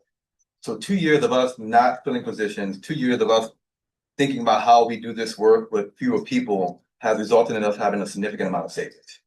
And at that April meeting, I was sitting here thinking we were going to lose $4.5 million in federal and state funding overnight. And so we were accounting for that. So that $4.5+ million plus about a $4.5, $5 million variance in staffing makes up a lot of that. And the audit has revealed that. So, yeah, it's different, and you recognize there were some changes, I recognize there's some changes, and this is a good place to be. And I said to my team earlier yesterday, I said, my toughest time as an administrator doing budget development was when things were going well like this. Because now you're making decisions about what to do and what not to do, want to know how you make it sustainable, you're questioning what you did before. These are the hard times now. I've been here when we were cutting, and the room is packed about what program we're gonna cut. That was hard too, but it's nothing like what we're about to face now when we're healthy. And now we're figuring out how to make this stay in this space for a long, long time. And the $4 million that you referenced, I might just not know about this because of when I was on, so that's. There was an assumption that we were gonna lose $4 million and now we know that we're not. Well, we don't, I guess we won't know it, but we were being threatened with federal funds being halted. Everything from our pre-K program to other federal funds, including our lunch program. Transportation. We were sitting here thinking about it as we were putting together the budget last year. Yeah, and negotiating contracts. yeah, and if I could clarify, $7 million actually was the figure that we were $7 actually million, worried I'm about sorry. overall for federal funding, and $7 million to bridge that gap. Was certainly part of that conversation and that thought process, because we didn't know at the time. It's not the same, but it's similar to Cornell, us sitting here in that April meeting thinking that Cornell was gonna lose close to $1 billion. Right, with the threat of an $800 million withhold, which I had to remind people is $800 million not coming to our local economy. That is significant. So you're taking all these things into consideration. So not just our positive audit that happened after the April meeting, right? Not just our local economy and both Ithaca College also being impacted, that those things did not pan out the way in which folks, rightfully so, were being extremely cautious. Now, we didn't get that full 800 back, but it's enough to be able to breathe for a second, be like, okay. And so part of it is to be mindful of that. There's still a possibility at any point in time, right? We know what's taking place at various governmental levels, that things can take place. And so the idea is to be cautious. And I want to reiterate something that Dr. Brown said, and I understand the questions like, there's a pretty significant change from 1 year, not even a year, right? Or however many months we are away. But I've watched other educational institutions during times of fiscal health get a little too eager. And so the goal is not to get eager. The goal is to, stay the course, be strategic, be smart about what we're doing, and finding ways in many regards that if there is fiscal help, to find ways to invest in people as much as possible has been what I find to be the most sustainable for a variety of reasons, both in terms of morale, in terms of recruiting significant talent. This puts us in a much different position than we were a year ago trying to recruit folks if they felt like we were not as in that sound financial health is probably the best way of saying. If I can also add, I have Emily Scheipes here tonight, our business manager, and I just want to point out that one of the other aspects that came out in the audit was that our investments did exceptionally well, far more than we expected. And that's directly attributable to the work that Emily's been doing. So. Very good. Additional questions? This is not, we are in budget season, y'all. I think I said to our board members in December, December meetings are going to be light. But once the clock turns, that we're going to have a lot of work to do between now and April, let alone now and May. So there'll be a number of opportunities and conversations around the budget process, both at the committee level, chaired by Dr. Blaylock, as well as at our board meetings. There'll be regular conversations as well.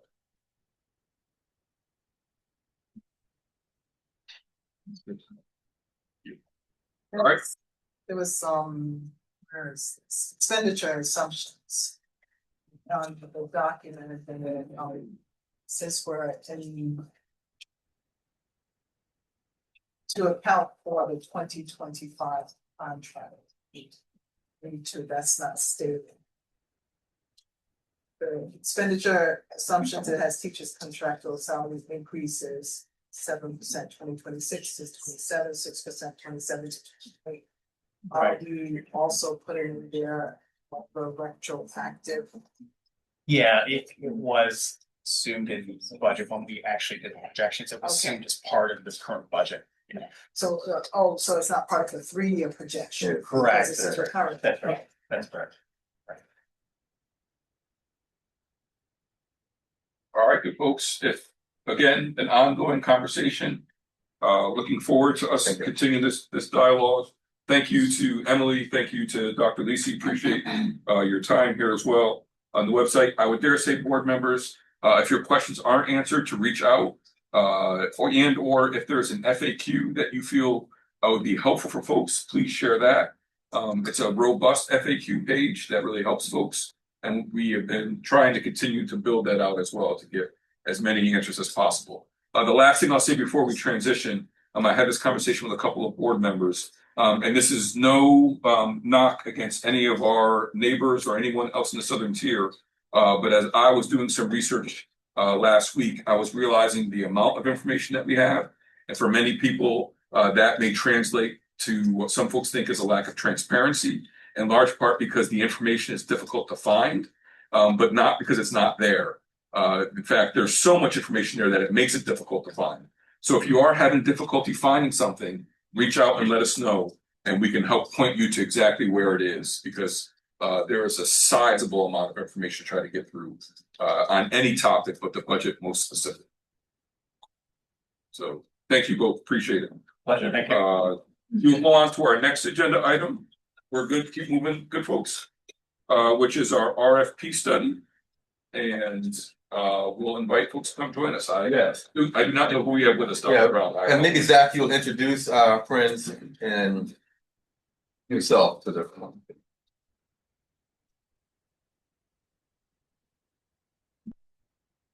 Just since you have the cool, we'll put up your Slides here.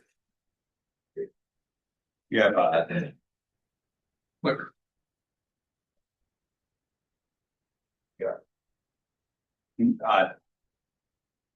that all from Cornell, Professor of Public Policy. Yeah, there you go. The Cornell Population Center. Yeah. Thanks, Andy. Yeah, I'm happy to introduce myself as well. Welcome, or thank you for inviting me here to talk about the work that we've been doing at the Cornell Population Center. As Zach mentioned, I'm Matt Hall, I'm a professor of public policy and sociology at the Brooks School up at Cornell, and also the director of the Cornell Population Center. And part of and one of the areas of work that we do at CPC is in applied demographics for New York State. Through our program on applied demographics, we've been doing this work for over 40 years. We've been acting as the New York State representative for all population estimates and projections. We've been doing New York State's official population projections over this time period for the state, for local areas. We have an incredible staff that has been doing this work and supporting population planning and policymaking for the state, for local community for a long time. We're thrilled to be able to do this work, not only because it builds on our expertise and the stuff that we love to do and getting our hands dirty with data, but also as part of our commitment from Cornell to service ICSD. There was considerable portions of this work that were done through in-kind contributions, especially from the budget team up at in Day Hall. And we're also community members. I have 2 kids at ICSD, and you know, so these questions are dear, at least in my heart, but a lot of the people that work in this project. So this works, right? Great. So I'll try to be quick here. There's an accompanying report that goes into our work in much more detail. But what I want to do in the presentation this evening is talk a little bit about the enrollment patterns over the last 10 years and then for the next 10 years. And I can talk through the details about how we've done that, but I'm trying to keep it focused on kind of the trends and the implications of those trends. We're also going to connect this to the capacity of the existing facility footprint and think about where there might be opportunities for potential consolidation, and then describe some, not recommendations, but some maybe kind of suggestive scenarios that might be considered for further analysis, for further discussion. So this is the kind of the main executive summary, executive findings. One is that and I'll jump into each of these in more detail. The Tompkins County, the ICSD area, in fact, New York State, the United States, really all over the world has been going through a pretty significant period of fertility decline. And we're seeing that in the local area. So there's been a 38% reduction in births in the ICSD area since 2007, and it's been sustained. It's continuing to decline. The footprint of ICSD already has a lot of excess capacity in terms of its elementary schools, especially the elementary school. There's already existing excess capacity. Our projections, as you'll see, that are driven by the fertility decline, are suggested over the next 10 years, there'll be 20 to 27% reductions in enrollment in ICSD. And so that's going to drive even further excess capacity in the schools. And then we'll talk through a little bit about the potential savings that could be generated through these patterns. Dr. Hall, would you like to go through the entire presentation or have us ask questions as you're going through individuals? I'm happy to. I work with a lot of economists, and we never get to the first slide. So, so feel free to ask questions as they come up. But so, just one question as I'm looking at this. We know that Ithaca is any college town is a very transient community, right? And so it's not sort of just folks who are born here, but folks who move here or bring their families here as well. Yep. I would assume that's then taken into account in these numbers as well. I'll talk about it in a second. If I come back to it, and if there's still questions about it, I can elaborate. Yeah. But so here's the trend over the last 10 years. So over the last 10 years, there was a pretty significant reduction. Maybe not significant, but there was a meaningful reduction in enrollments in ICSD. You can see that there in the elementary schools, there were reductions in all of them with the exception of South Hill. This is the historical trend that we are basing some of our numbers off of. What's been driving the existing trend and what's going to drive the trend in the future is this fertility decline that I just described. And so again, this is not unique to Ithaca. It's not really unique to anywhere in upstate New York. There's been a steady drops in fertility and births over the last several decades, and they've been kind of continuing to kind of levels that the demographers thought were quite low, very low, and so that's been continuing. There's historically, and this is important to Sean's point, there's been a very strong relationship between fertility and enrollment trends in Ithaca. So we can see, for instance, that 85%, if we look at the number of births in 1 year and we go forward 5 years when those kids are going to start kindergarten, 85% of those kids appear in the data. Now it's not exactly how the math works, but that's basically how we're going to make that assumption. So that is, if you track the trend, and you can see this in the report. If you plot the trend in fertility and plot the number of kindergartners 5 years later, right over that, they're like perfect. They're like just parallel lines right on top of each other. Okay, so that's to say that fertility really is the key driver of these trends. Now, you're exactly right. There's a lot of Ithaca is a transient place. It has a lot of migration churn, and we see this that something like 20% of residents in Ithaca move year to year. That's far higher than in neighboring districts in other areas.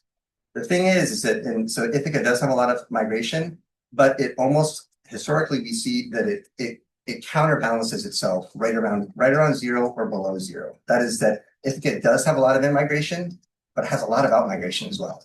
And in fact, it has more out-migration than it has in-migration. And a large portion of that in-migration is from international migrants, international students.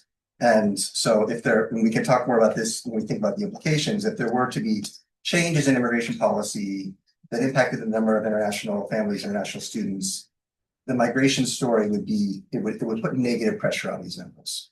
Okay. And there's ways that we can see this in some other ways as well. We can look at grade progression ratios, right? So we usually think of that as the conversion of kids from one grade to the next, and that's how we typically think about it. But it also picks up migration, right? So if there was tended to be a surge of students in, say, second grade or in eighth grade, that would be reflected in these grade progression ratios that were different from one. But if you look at the historical data over time for every school, they average like almost exactly one in every grade. Now it's not exactly one, but it's pretty close to it. Okay. So the point being that migration really isn't what's driving the story, at least from historical patterns. Now, migration is a wild card. When we don't know what's going to happen with migration in the future, international migration or big new housing construction that could drive families here. That's the wild card. But if we're looking at what is in the future based on what's happened, it's really being driven by fertility change. Just for the previous slide, does your work get into like the why for the percent change over the last 10 years? Like why such a significant negative change in enrollment at Cuba Heights versus like 11% positive at Southville? Yeah, it's a great question. It's the short answer is no. The longer answer is that it's hard to get really granular data on these areas, right? So we don't know. We know how many births there were in Tompkins County. We don't know how many births there were in the Cayuga Heights catchment area. Okay, and so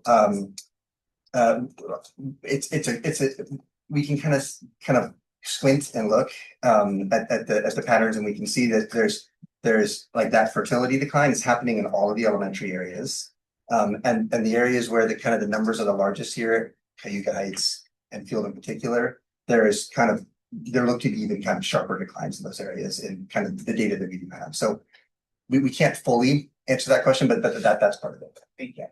So that's decline in enrollment. This percentage change? Yes. Okay, decline in enrollment, then we as a school district have to give our numbers on a certain day to the state how many enrolled. So were the numbers the same for the period and all? Sure. Yeah. And then going back to your migration, is that just international migration or it's domestic? No, it's both. And so and again, not unique to really upstate New York anywhere. Most upstate communities have what we call negative net migration. It's just they lose more people than you bring in. And then international migration really compensates for that. Okay. So we take the historical data and we run a series of projections, and these projections, the question about crystal balls came up earlier, and these aren't crystal balls, right? But they're kind of windows into the future, maybe. And the idea being is that if things stay the same, if kind of demographic dynamics are stable, what will the next 10 years look like, right? And the nice thing about demographic projections is it's actually a very simple science. It's just the way populations change as babies are born, people die, and people move. That's it. That's the way. And so if we know a couple of those, and we can make some assumptions about the others, and we can have some pretty good confidence about what the numbers are going to look like. Again, assuming that things don't change. And so we start with the enrollment data that we have by grade. We draw out the each year's kindergarten cohort based on those trends in fertility, and we do so under two different scenarios. One where we say, okay, fertility can't go any lower. It's already gotten so low that it can't go any lower. We're just going to hold it flat with some randomness around it and hold that fixed. That's what we call our stable K. You'll see this in the slides here, stable K projections. And then another one where we're going to let it continue to decline, not totally linearly, but kind of the decline at a reasonable pace. That's our decline case. So those are our two kind of scenarios that we're assuming that fertility is going to stay the same or it's going to decline even further. And then we're just going to age those cohorts we're going to age them forward. And we're going to do so in a way that uses those grade progression ratios. So that's accounting for the progression between ages, but importantly, it's also accounting for migration.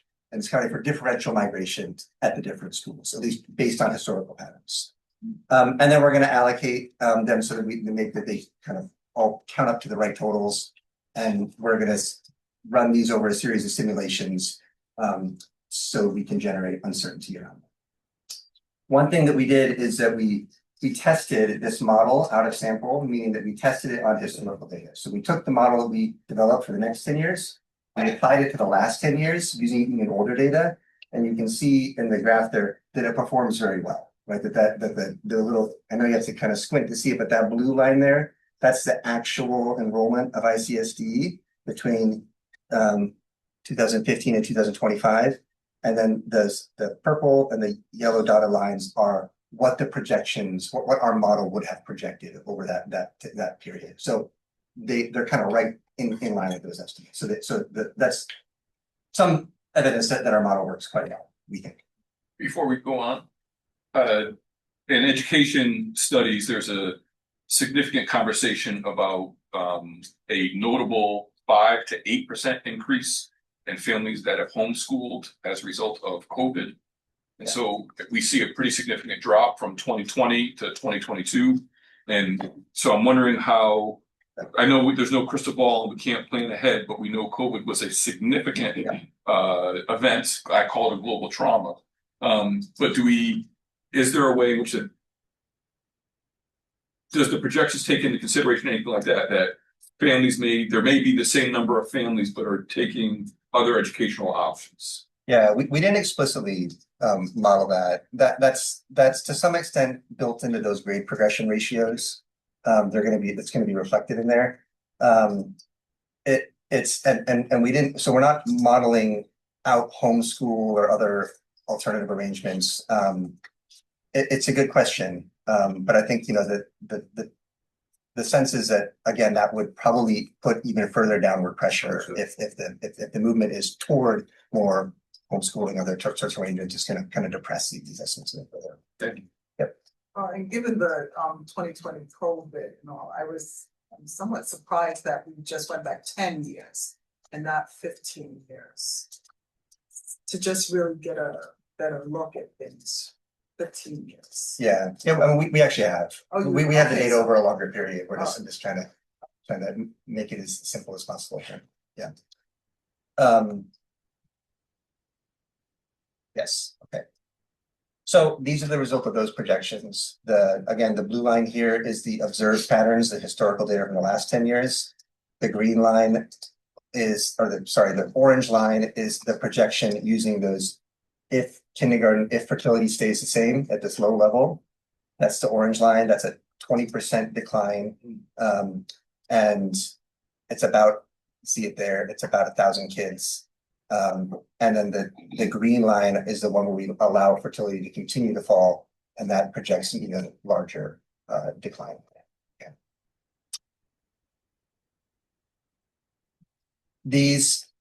When we do these projections by school, we see that these declines are happening for the most part everywhere. The exception being Fall Creek is kind of at a stable level, but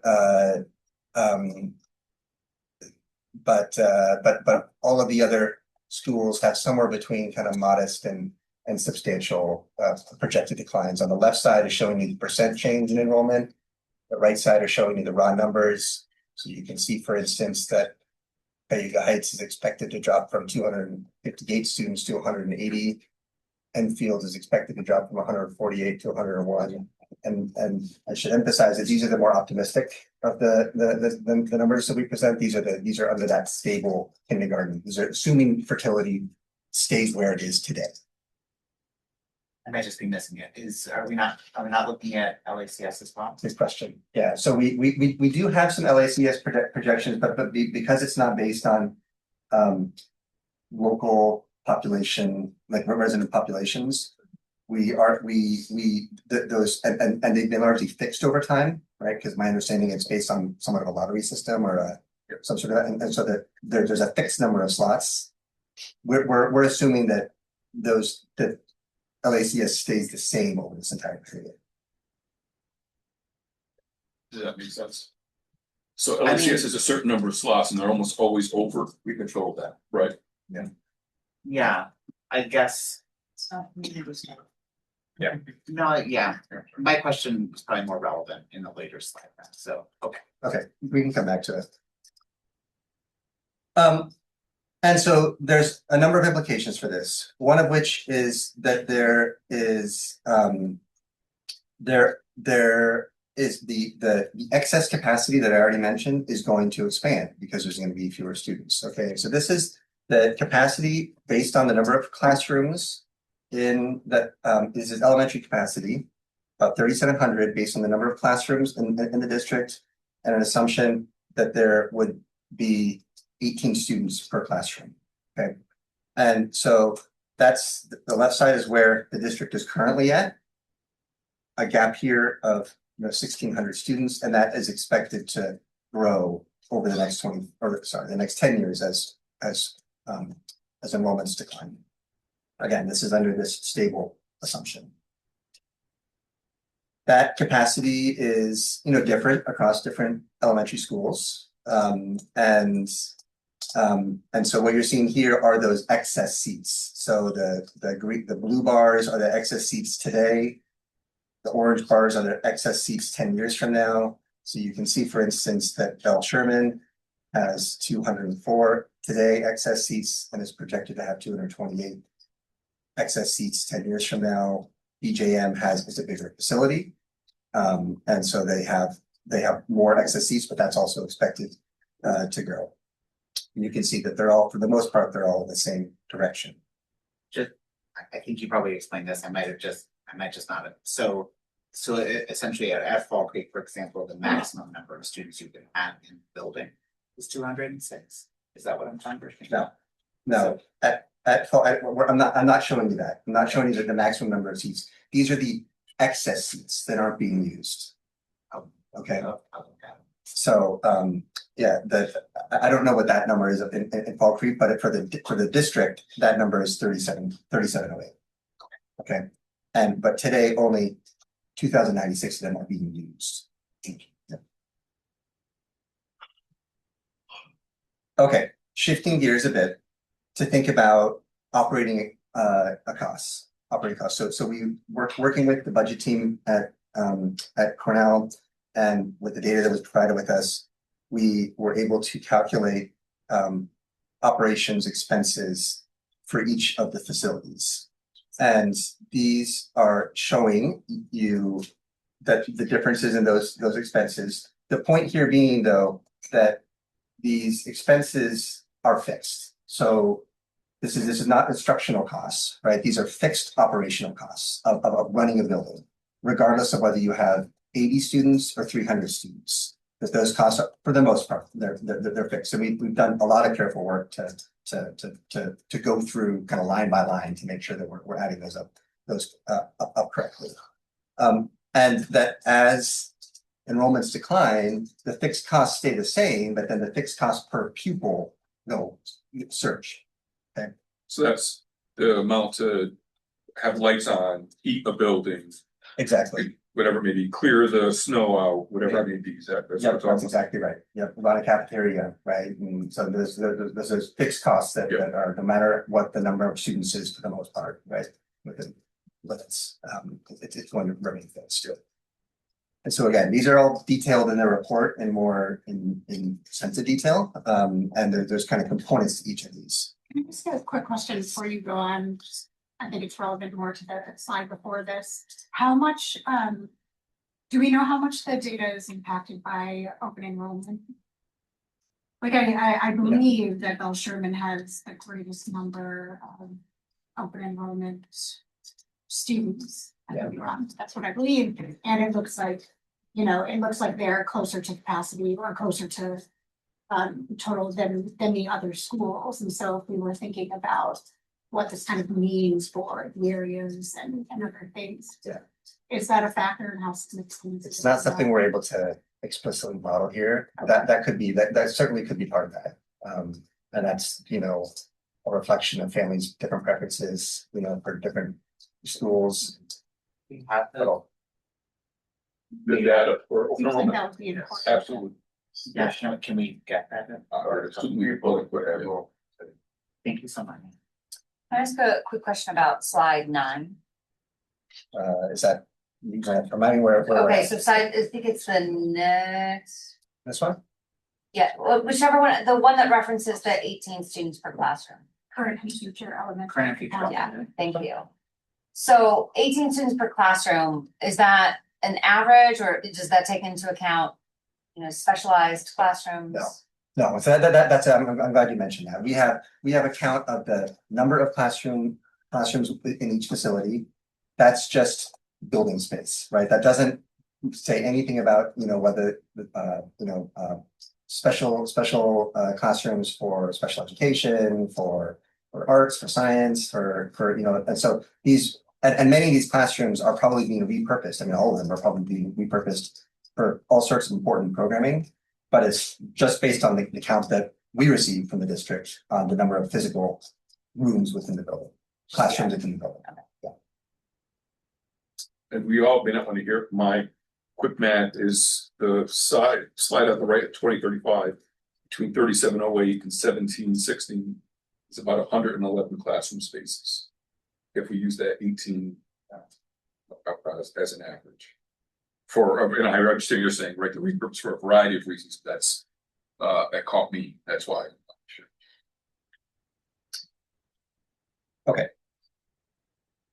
Now, if you put these pieces together, that is, you put the operational cost of the building, you put the projections together, and you make some assumptions about those. And another thing that we're going to do here is we're also going to use the capital expenses for each building. So the district provided us with the estimates from Tetra Tech on the capital costs of the facility, and we use all of those pieces. So that's the operational expenses. That's the expectation of the annual spend on capital expenses. And what we're assuming here is that those are going to be smoothed over 15 years. So that's a 6.7 annualized allocation. And then modest instructional staffing savings. And by modest, these are like 10% of selected costs. So they're very modest. By standards of how this work is typically done. You put those all together and you get on the left side here, you get the potential annual savings by through disposition of the building. And so you can see that shutting down Ithaca High School, for instance, would have savings of over 10.2-ish million per year. Okay. Now, I doubt that the district is going to shut down the high school. But you can see the range in the estimates for the other schools. So Bell Sherman BJM has one of the highest, and that reflects a number of factors. It reflects the fact that it has a larger building, and so it has larger operational costs. It also has, I believe, the highest capital spend for the expenses for the entire among the elementary schools. Okay, so it's all of those pieces together that are generating that number on the left. Just 1 second. And then on the right, we're calculating those on a per pupil basis, right? And so that's again projecting it out 10 years from now and saying, what is the district spending per student on operating these facilities? And there you can see a few what I think of as standouts: BJM, Enfield, and Cayuga Heights being most kind of clearly indicated here. Like Enfield being 15,000, what's the correlation between that number and like is part of that just transportation? Like I'm curious about why and transportation is not included in any of this. It's, I mean, what's really like Enfield and BJM are actually interesting comparisons because what's driving the high number for BJM are the high facility costs. Yeah. Right. What's driving the number for Enfield is the really low enrollments. Right. So I should frame my question by saying all of this makes me uncomfortable because I'm, looking at the next slide and I know while these are ideas, not recommendations, we're talking about enrollment and therefore there's a lot of school closures happening around the state and the country right now. It is weird to me now at this point to not see data for LICS because because now we seem to be moving beyond enrollment and into operating expenses. So does that data exist? Yeah, point. We do. We can provide that data, and that was something that I I don't think I put it listed in here, but in the report I call out as being important for future analysis. Okay. And so it's something that I think would be smart for the district to look more into. Again, not putting out a position on it, I just wanna consider. No, that's actually a very good point. I think that's the same time. Yeah. Okay.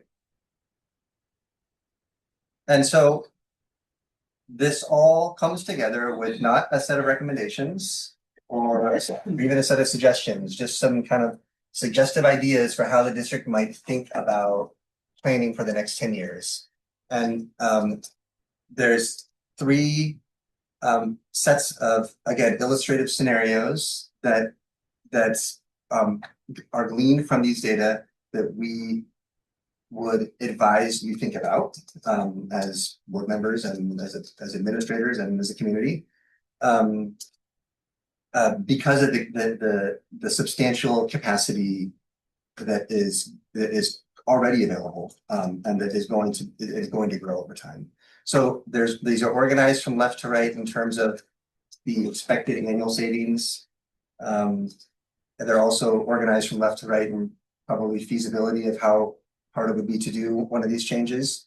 The first would be to close one elementary school that is underutilized. There's, as I just noted, there are three candidates that stand out from the data based on those expected savings. Enfield, Cayuga Heights, and BJM.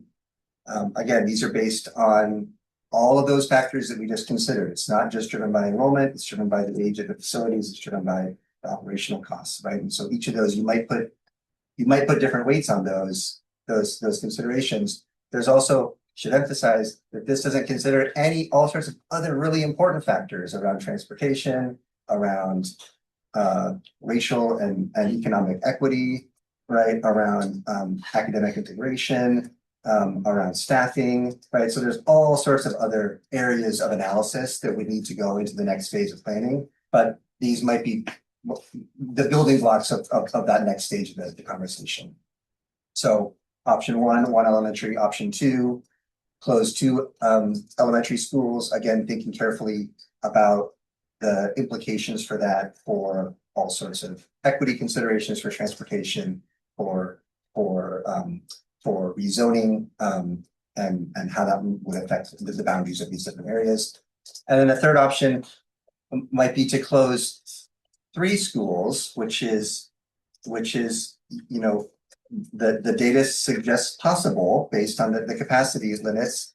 What we are noting in the report is that if that third option were to be one that would be considered, that it might be combined with a reconfiguration of the middle school grades that would allow for more flexibility, right? So again, these estimates, they're not a prediction, they're not the crystal ball, they're just kind of a window into what it might look like, again, assuming things stay the same. And so that reconfiguration of middle schools and the reconfiguration we're suggesting here is a lower and an upper middle school, a 5, 6, and a 7 and 8 middle school, would give more flexibility for some of those changes at the elementary school level to play out. Again, there's all sorts of considerations that would need to be factored into any of these discussions. There's also big educational policy discussions or evaluations about whether that's even the right pedagogical model for Ithaca, for schools in general. But it's potentially, you know, one outcome that could be come out of these data. So before we go on, and I understand these are all conjecture, right? Like just throwing things out for consideration. If I do some quick math on the first side, right, adding up Enfield, Cayuga Heights, and BJM comes to roughly about 5.5 million. On the far right says possible annual savings of 6.5 million.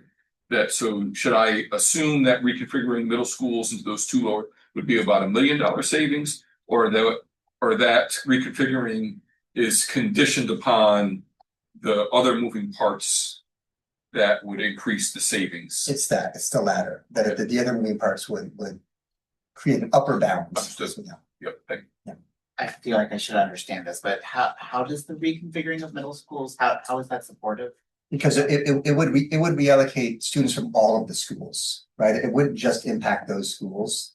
There would be implications for all of So, schools. so imagine if you have like South Hill, right, and we want to increase the enrollment there because we're getting rid of one or two other or elementary schools. You have more capacity if you take all the fifth graders out of there. Now you have more space for, and I then, forgot that our middle schools were not grade 5, thank you. yeah, Yeah, yeah. So just the reconfiguration, just to be clear, of the middle schools is not possible without closing 3 schools? Is it a, Oh, no, that's not necessarily mutually exclusive. I so mean, that could, we move the reconfiguration if we only wanted to close 2 schools? Yes. Could that, okay, yes, you can do it with one school, you can do it with no schools. okay. You may not experience any savings though, depending on the way in which the model would work. Depending, I guess I'd be curious about that. It's just something I've thought in my head, it's just the consolidation of resources by switching that up a little bit, thinking about teaching and co-teaching models and all the things that come along with. I'd be really curious about the breakdown of the figures of just reconfiguration. I would love to see a separate breakdown of the reconfiguration of the middle schools, because I'm just super curious. Well, I don't think we can see it separately without including transportation too, to get a true financial picture of what would happen. Yeah, and then maybe that's a good segue into my last slide, which is all of the additional. Trying to get out of here, go home. My second to last. Which is to emphasize that there's a lot of additional analysis and work and planning that needs to go into this, and transportation, like you just said, Karen, is number one on the list, and that is like this a really key consideration here. It's not gonna, like, there's maybe potential, I don't think there's potential savings there, but there's certainly potential implications. But then, like I've alluded to earlier, the issues around equity and integration are important whenever you're moving children around, especially when their students are around it, when the schools are so diverse in terms of their populations. A much more detailed space utilization analysis, and so this was related to your question earlier about the actual number of classrooms that we have. Does that reflect the actual number of spaces that could be used for teaching and learning? The net fiscal model. So there's transition, there's transaction, and there's transition costs associated with any sort of change. So those would have to be built into any sort of real or projection. And then really thinking about the disposition outcomes. So there might be, so different buildings might have different market values, for instance, that might also be part of this analysis. How those spaces might be able to be repurposed for other uses in the community. So there's a lot of work that would lie ahead. We'd be happy to help with some of this. Some of this would not be the kind of work that we're able to help with, but it's, there's hopefully it informs the decision making forward. So, and this is my last slide. Thank you. On our scope of work, we also requested the non-school buildings to assess that those can be whatever we need to sell them out or what's happening. So that's well, identify any of our facilities that may no longer align with districts' long-term goals, as well as conduct a thorough review of the district's properties, including other facilities, infrastructure. So I didn't see any of that here, as our scope changed midway. Does that data exist? Well, we have LICS, for instance, but that's not included here. We did not receive data from the district on all the other properties, so. Is there still an opportunity to do that? I mean, was that factored into the budget for, the scope? We could probably, do it if the data was provided. that's the case, we definitely should do it, right? Like, we want to see what is the value of DMV. I think we should be selling that regardless of some of the other assets. So I'd like to know that information, so. That's what happened. Additional questions while we have Dr. Hall here?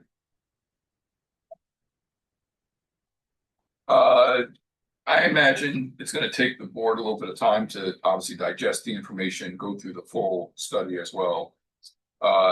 Would there be an opportunity to invite you and or some member of your team back to either a finance or facilities committee or another board meeting at some point in time as we're thinking? And if we do have additional questions, I think we should hold off or share them together and send them over as a document as opposed to individual questions, if that makes sense. So we're not piecemealing it. So I imagine if one board member has a question, I'm sure other board members probably are interested in that same information as well. So find a way to collate those and either get them to Dr. Brown or to Garrett to go from there. That seemed like a good next step, board colleagues. Yes. So first, thank you to you and your team. Thank you for answering all of our questions. And I'm sure we're going to have much more. But greatly appreciate it, and we look forward to reading the fuller document and having some conversations. I want to stress to our community that this was information purposes only. That was the intent, was to better understand the state of our demographics and our enrollment and what things look like. There was no other intent beyond that at this point in time. So I just want to make sure that folks are clear. The board is not moving in any direction other than just information gathering and proceeding from there.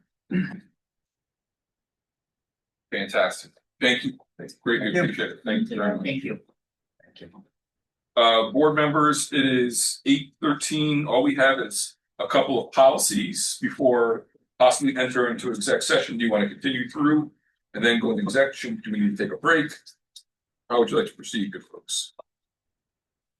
Full speed ahead. Yeah. Fantastic. Agenda item, I scratched out 9.3, policy 5605, student voter registration and pre-registration. Again, this is for a second reading and adoption. If you look at the document, Jacob had asked a question, the same question that the policy committee had as well. There is some new language that has been added. That was in conversation. Emily and I had a conversation with our legal team, BS&K, and this isn't the exact recommendation that they had, but this satisfies the recommendation that they had that's listed there. So additional, well, one, we should probably move it and then see if we have any questions or dialogue. So we'll entertain motions. Motion to approve policy 5605, student voter registration and pre-registration for first reading. Second reading. Sorry, second reading, that's what I thought. Second. Moved by Aaron, second by Jacob. Questions, comments? Should also add that Dan, Emily, and Madeline worked with various folks to help put this together, conversations with both folks at LACS and at the high school. I believe Mary was a part of those conversations as well. So our goal is to amplify what both schools are doing to get as many schools registered, as many students registered to vote as possible. Thanks for the work and thanks for checking with people. Any questions, comments? Hearing none, we'll call the question. All in favor? That is unanimous. Fantastic. The next three policies are for deletion. Policy 53114.4, damage to property, is up for a second reading and deletion this evening. We will entertain motions. Motion to approve policy 5311.4, damage to property for deletion. Second. Moved by Aaron, second by Jacob. Any questions, conversation, debate, discussion? Fantastic. Hearing none, we'll call the question. All in favor? That is unanimous as well. Agenda item 9.5, policy 5250, student activities for deletion. I move to approve policy 5250, student activities for deletion. Second. Moved by Aaron, second by Jacob. Any discussion, debate, questions? Hearing none, all in favor? That is unanimous as well. And then policy 5601-P, procedures for school lunch for deletion. I move to approve policy 5601-T, procedures for school lunches for deletion. Second. Moved by Aaron, second by Jacob. I will say, this is attached to policy 5601, which is for school lunches. And we did have Beth come join us to have a conversation. We'll have that policy ready for the board for a rewrite approval at our next meeting. And we learned some very interesting things about our school lunch program that we'll be looking forward to sharing with our board members. This procedure was specifically designed for DeWitt and Boynton Middle School. It was also passed in 1979, and that's why this one is up for deletions. Any additional questions, conversation? Call the question, all in favor? Fantastic, passed unanimously. And then our last agenda item for this evening is a conversation about the cell phone policy. In particular, I know a couple of board members were looking for some data points, and we wanted to have a public space where those data points could be asked for, and or any other additional conversation that goes along with our cell phone policy. And we will open the floor. Yeah, so I think you had, I can speak to mine. I was curious to see data by school, DeWitt, Boynton, LICS, the high school. I'm curious for us to see sort of like a survey with quantitative and qualitative information from like principals, teachers, students, families on like to what degree the ban is being consistently implemented, what's working, what needs improvement. Disciplinary data on infractions, so like just overall, what is it and how is it being gathered? And propose next steps to build on what's working this year, and if that's what's not. I know, especially from a school board perspective, in terms of the policy and when revisiting and whatever date we determine we revisit, like making sure we have information in advance of that date to inform whether the policy continues as is revised out of it to support the work of schools. So I'm curious about those things. I'm not sure how my colleagues feel about that data request or how this works in terms of us requesting. Okay. I was trying to find a policy for so student devices, but we did say that we're reviewing it. At what time frame are we reviewing all of this information? Part of the reason of putting it on as a discussion is to give folks time to gather that data. We are not yet at mid-year, it's coming up quick. And so it seems like a natural time with the half-year point to have some sort of conversation, but also, as I was reminding folks, to give our team time to be able to gather some of this data, be it sort of both anecdotal as well as some quantitative and qualitative. Yeah, I largely agree with the data request. I'm most interested in just getting the data from school tool. That's not something that was included in the original presentation or sharing out shortly after implementation, but the agreement was that there was going to all of the, whatever you want to call them, infractions or consequences or supports in that step process were going to be captured in school tool. We haven't seen any of that data. I would love to see that. Just to provide context, I am probably going to be I don't know if I'm the lone, I am a dissenting voice in this area. I am less interested in the data. In particular, I'm much less interested in disciplinary data. Because for me, I wonder where that disciplinary data goes to. What is the end result? What is the and I'm much more interested in hearing from folks in schools, teachers, administrators, students about their thoughts about how things are going. For me, as one board member and only one board member, that is much more important data for me, than it is before checking than the disciplinary data. Again, one board member.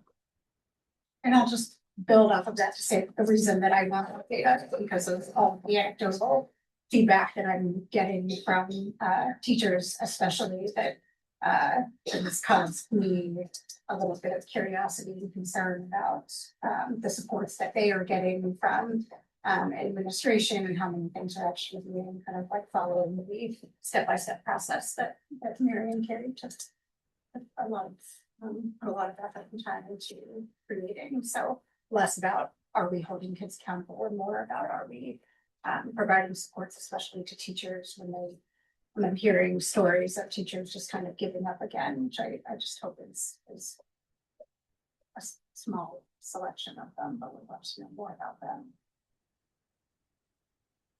So some of this data we have in writing, as board members, we have some of the data requests in writing. We wanted to make sure, I think the request was for a public discussion, so it is on record as well. I don't know when we'll come back to it, but probably be sometime in February again, if we're going to use the half-year point as a marker and then giving a week or two for folks to be able to gather data. So can we tentatively agree that we'll come back to this, the second meeting in February? Seems to be an appropriate time to give people time to do that. And also, I imagine some things will be taking place at that point, you know, so movement we have.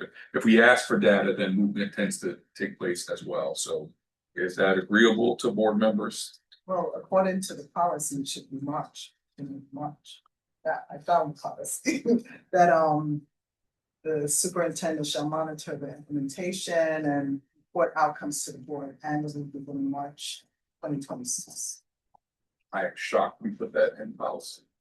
And I should know better. Well, then we'll follow the policy. Dr. Brown. Thank you for asking.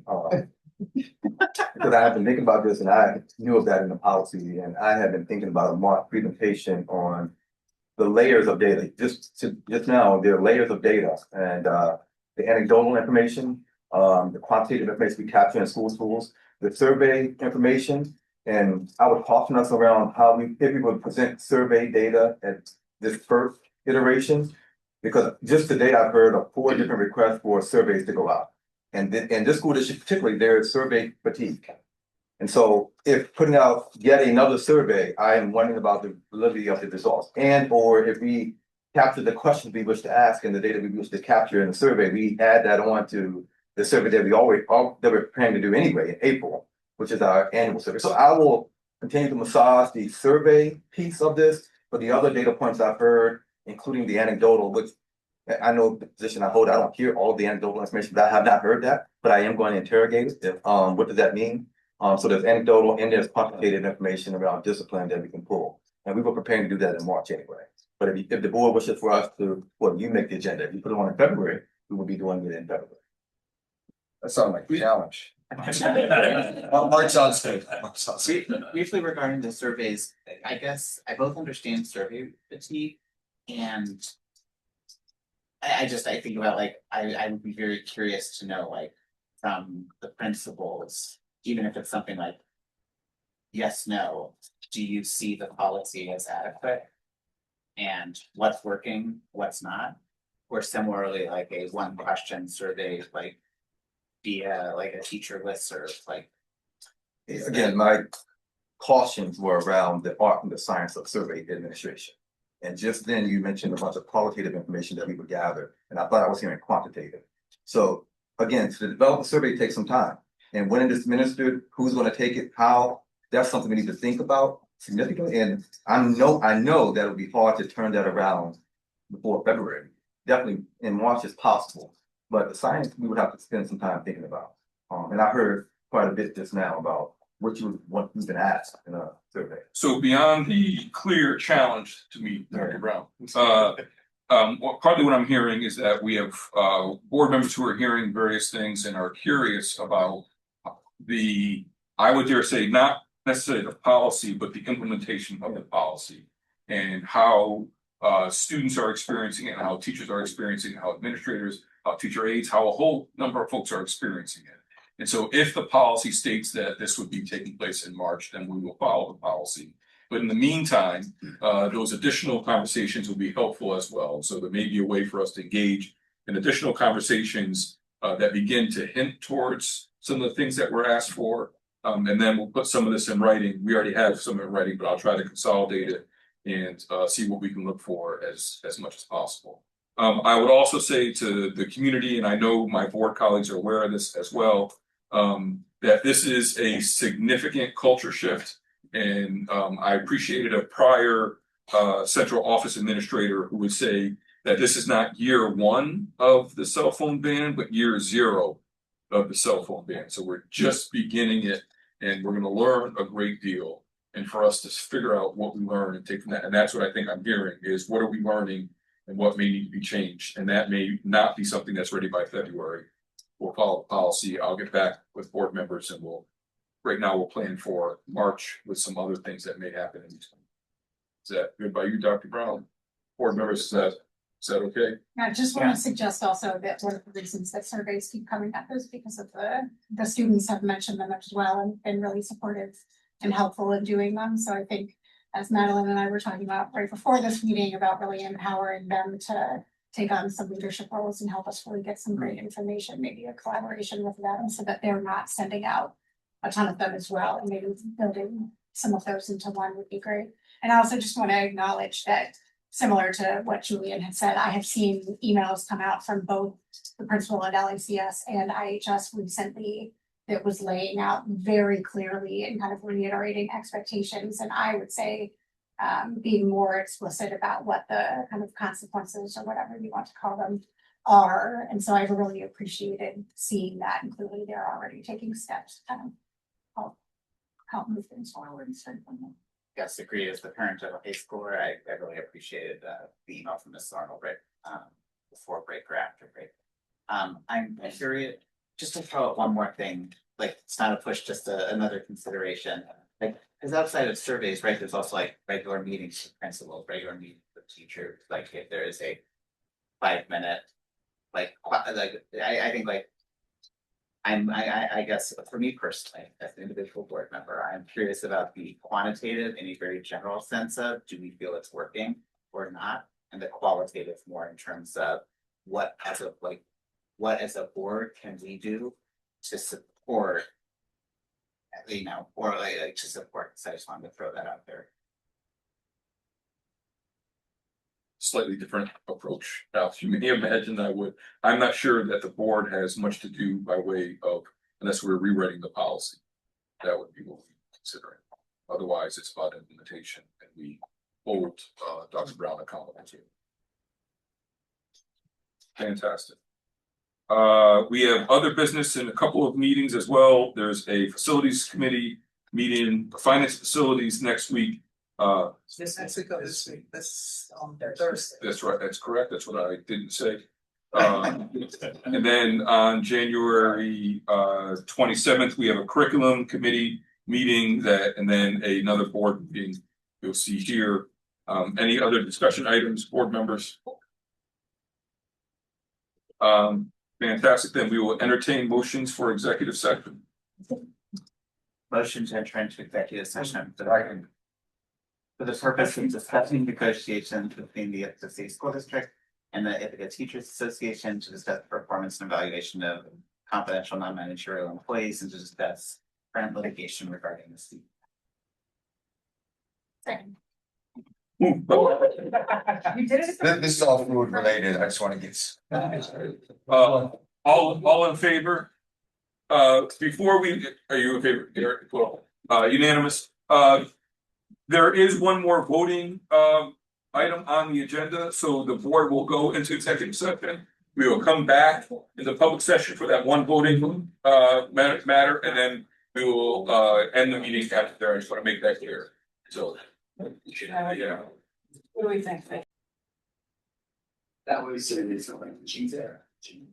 No, that's you have some more. Literally not saying. So yeah, literally gonna still be standing on the floor. Do I actually have to position myself? No, you're good. Everyone's good. Everyone is good. So I don't have the language in front of me. Does anyone have the language in front of me? I move the personal report as presented. There we go. Second. I don't think I'm allowed to make motions. I move the personnel report as presented. Second. Moved by Jacob, seconded by Emily. Debate, discussion, conversation, questions. All in favor? Do you have the people who are in the room? I do.